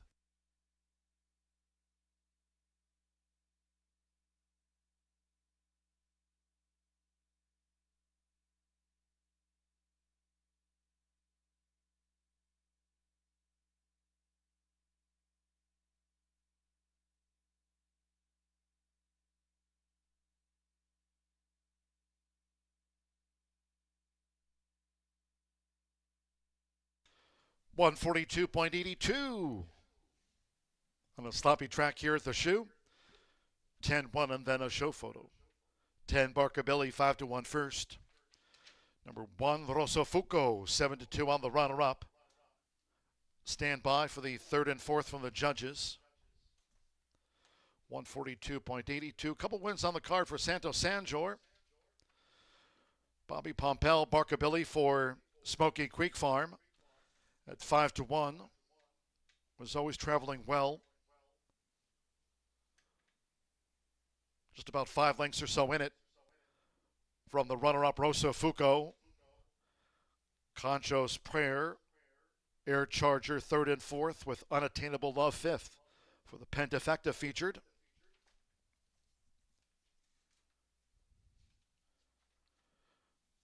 The judges have posted number 8 Concho's Prayer 3rd, 7 Air Charger 4th, and 2 Unattainable Love 5th. 10-1, 8-7-2.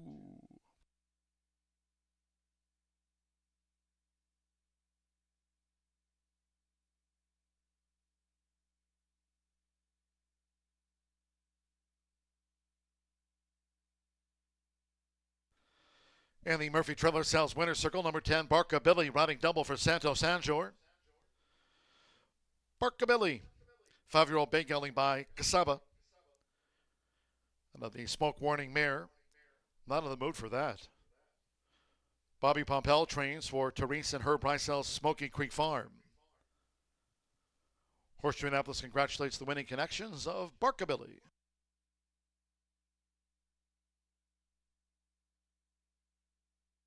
It's official.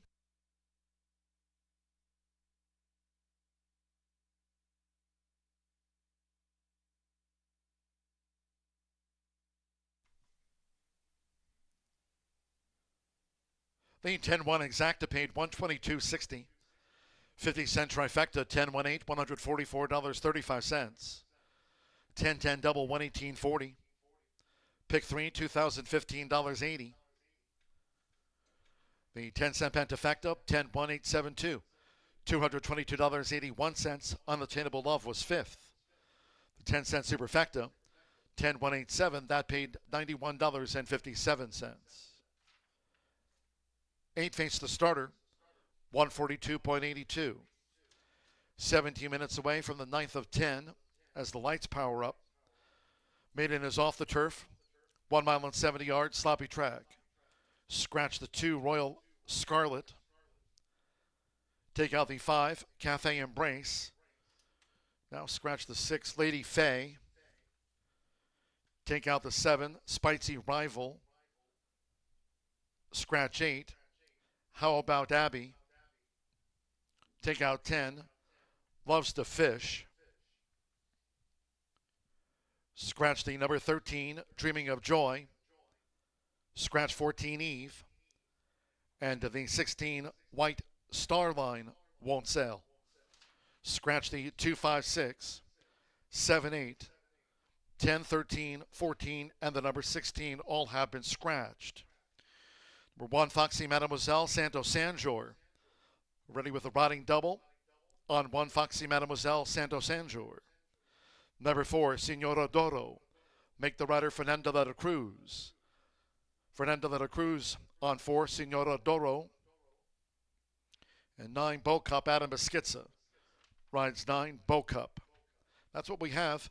9th race maiden, 1 mile and 70 yards, exacta, trifecta, superfecta, pentafecta, and final double. Revised post time now, 6:56.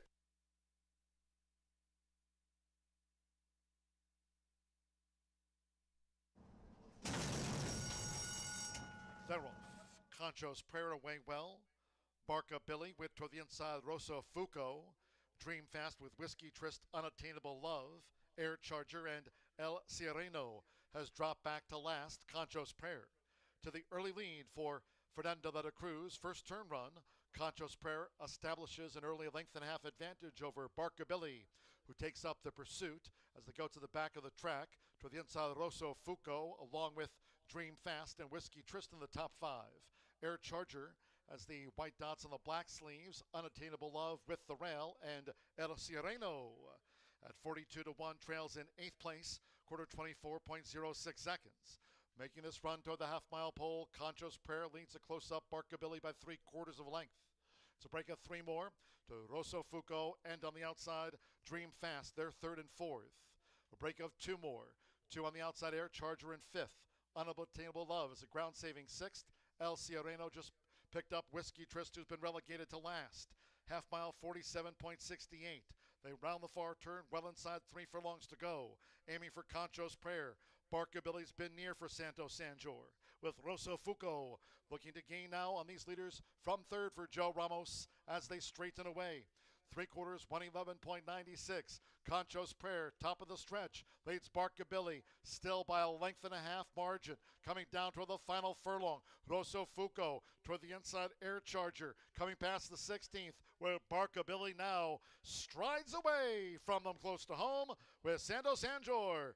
Barkabilly bounds home by 5 from Rosso Fuco. Concho's Prayer just held. Air Charger for 3rd.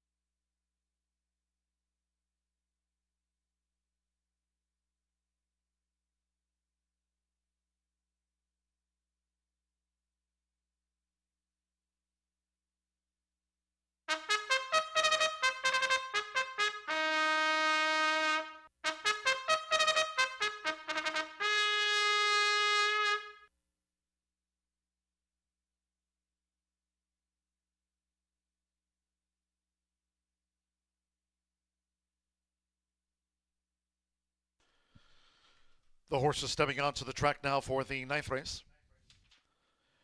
This one of 3 taken off the turf course. Maiden on the main track at 1 mile and 70 yards, sloppy, a field of 7. Scratch 2, Royal Scarlet. 5, Cafe Embrace. Take out the 6, Lady Faye. Scratch the 7, Spicy Rival. 8, How About Abby. Scratch 10, Loves to Fish. 13, Dreaming of Joy. Scratch 14, Eve. And the 16, White Starline will make her maiden voyage. Scratch the 2, 5, 6, 7, 8, 10, 13, 14, and the number 16. So they're withdrawn. 1, Foxy Mademoiselle Santo Sanjor. Riding 1, Foxy Mademoiselle. 4, Senora Doro Fernanda de la Cruz. Rides that 12 race maiden. The 4, Senora Doro Fernanda de la Cruz with a win on the card. And there's another jockey change. That's for 9, Bo Cup to Adam Beschizza. Rides 3 times started 9, Bo Cup. Exacta, trifecta, superfecta, pentafecta, final double.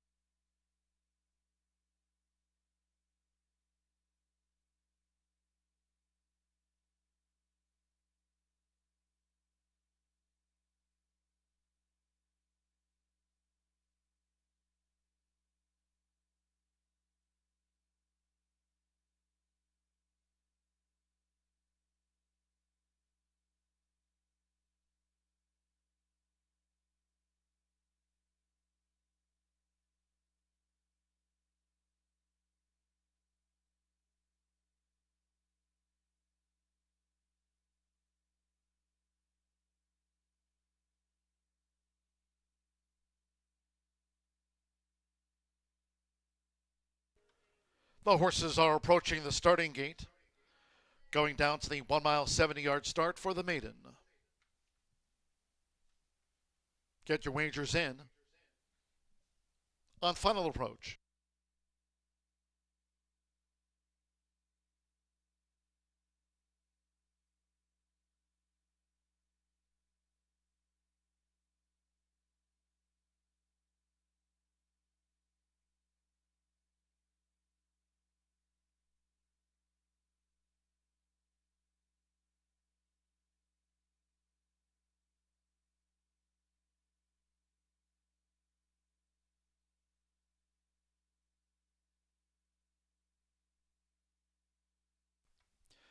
The horses have reached the starting gate. Loading starts. Foxy Mademoiselle. Santo Sanjor with a couple of wins on the card. Adam Beschizza. Bo Cup has joined Foxy Mademoiselle. Edgarellas with Conquistadora. Alberta Burgos. Mohawk Moon has taken her position within the starting gate. Fernanda de la Cruz with Senora Doro. Walter Rodriguez, Diamond Rock Hill. One more. Alex Ashar with Empress Sisi. In the gate. And they're off. Beau Cup. Senora Doro going for an early bid, and Foxy Mademoiselle holds her position with the rail for Santo Sanjor as they splash into the first turn. Foxy Mademoiselle leads with 7 furlongs to go from on the outside. Senora Doro, who's been joined toward the inside by Conquistadora, who's right there in the pocket as these leaders go to the back of the track. On the outside is Beau Cup running in 4th. Mohawk Moon joined on the outside by Empress Sisi, and Diamond Rock Hill is drifted back to last. 23.55 for the lead part, making this run toward the half-mile pole. And it's Foxy Mademoiselle with the rail by a half length to Senora Doro, who's right up there with the front runner for Fernanda de la Cruz. Agmanas and Conquistadora traveling well, and following them from third as they go toward the far turn. Beau Cup with on the outside Empress Sisi. Then comes Mohawk Moon, who's running second to last, and the trailer remains Diamond Rock Hill. Half mile 47.80. Far turn run. And Senora Doro engages Foxy Mademoiselle, who's under pressure. 10-1, Senora Doro going for the quarter pole. Conquistadora starting to gain now. Mohawk Moon is also picking up. Empress Sisi has dropped back once under pressure. Diamond Rock Hill has run for Walter Rodriguez, and Beau Cup is last. They turn for home. It's Senora Doro into the stretch. 3/4 1 minute 12.29 seconds with Fernanda de la Cruz. Senora Doro is a 4-length leader and in full flight for the finish. Senora Doro has them finished off. Sharp win this. Senora Doro won by 6.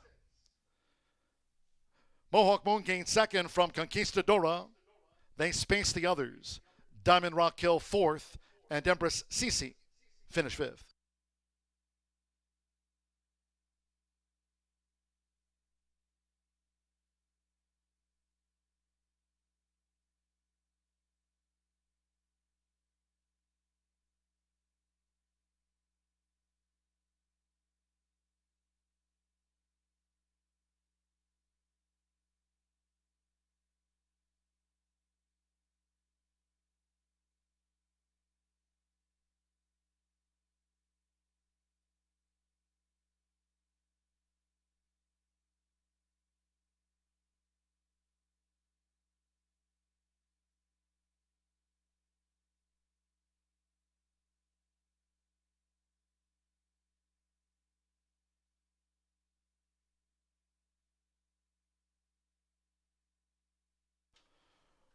$141.53 after the maiden.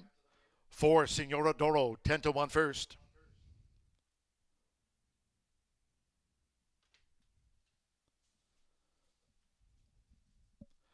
The judges will examine a place photo before posting the remaining order finish. Second went to the blue 3. Mohawk Moon at 2-1. 11 Conquistadora, 8-5 third. 12 Diamond Rock Hill, 5-1 fourth. And the 15 Empress Sisi gets into the frame. 4-3. 11-12 with the number 15. 7 ran, 141.53. Favorite third.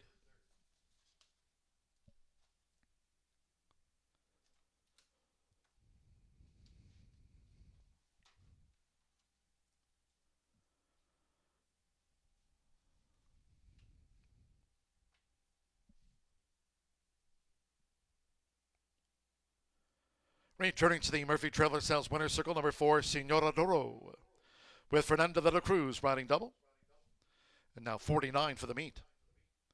Senora Doro, 5-year-old Grey Roan mare by Bolt Doro, out of Senora Uno by Macho Uno. Rogelia Rapla trains for Ramon Ricci. Horseshoe Indianapolis congratulates the winning connections of Senora Doro. Out to the maiden ranks official.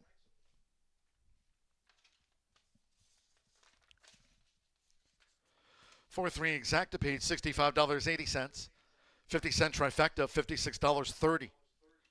10-4 on that last call double, 10-4 for $897.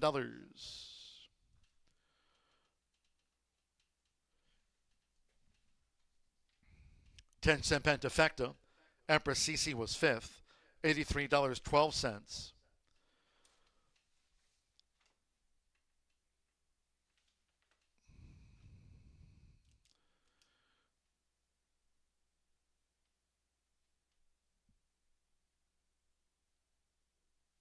And so once again on Wednesday's card from 210, we'll have 3 carryovers. The 50-cent early pick 5, that carryover will be wheeled back into the pool for $1,756. 210 opener tomorrow with a 50-cent early pick 5 carryover. The 50-cent late pick 5 will carry over for $78,886. And the $1 late pick 4 presented by Itoba, that will carry over for $76,709. Wednesday post time from 210. 15 minutes away from the finale, a quarter horse maiden juvenile dash over the 300-yard sloppy track. Scratch the 6, let's kick it. Scratch the 6. Reported overweights, the 1+4, 3+2, the 4+5. Number 5 GV Winners Blood 4 over. Make the 8+7, 9+ a pound, and the 10 is 7 over. Scratch the 6. Exacta trifecta superfecta and the 10-cent quarter horse pentafecta. Do it 720.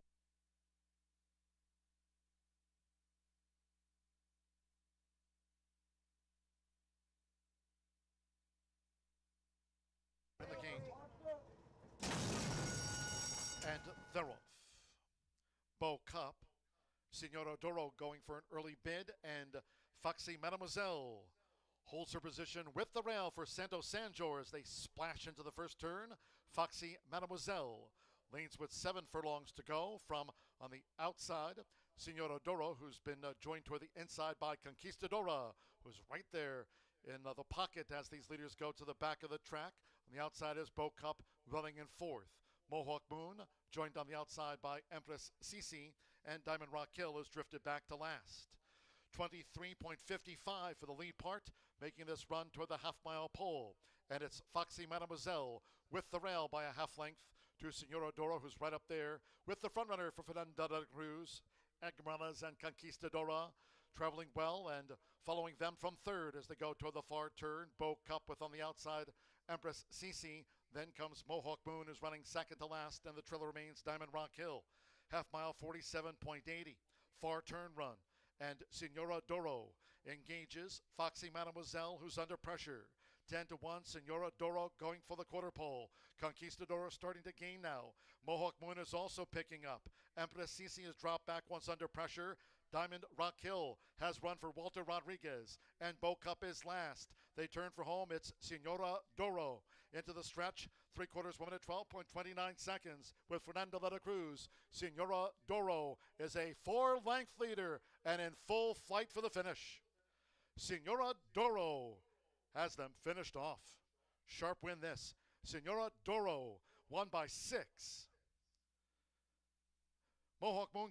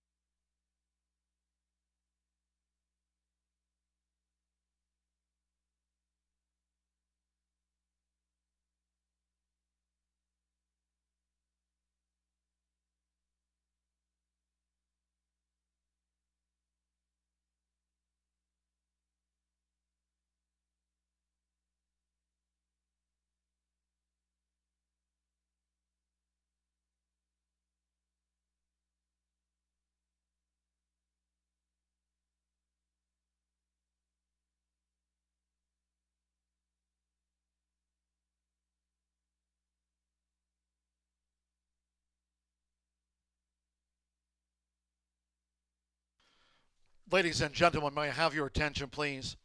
Due to the weather and the lightning still embedded in the storms in and around town, the quarter horse finale has now been canceled.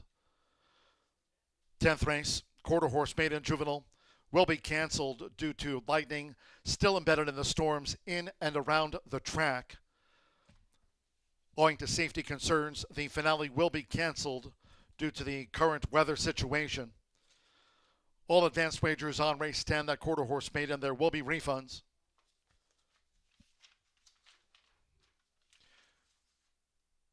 And there again, the confirmation. It'll be 4 and all for the final double of the day. Senora Doro winning race 9. That'll be a 4 and all double. Refunding all wagers here on the 10th race, once again due to the lightning embedded in the storms in and around the track. The quarter horse maiden juvenile dash has now been canceled. All wagers on it will be refunded. Live racing scheduled tomorrow with 3 carryovers on the card. We'll have an early pick 5 carryover. That'll be a wheeled back of $1,756. A carryover tomorrow in the 50-cent late pick 5, $78,826. And a carryover on Wednesday's card in the $1 Itoba late pick 4 for $76,709. A trifecta of carryovers on tomorrow's card that features 2 premier races, the Snack and the Ellen's Lucky Star. 2 premier races on the Wednesday card that'll feature 3 carryovers, post time 2:10. Please arrive home safely.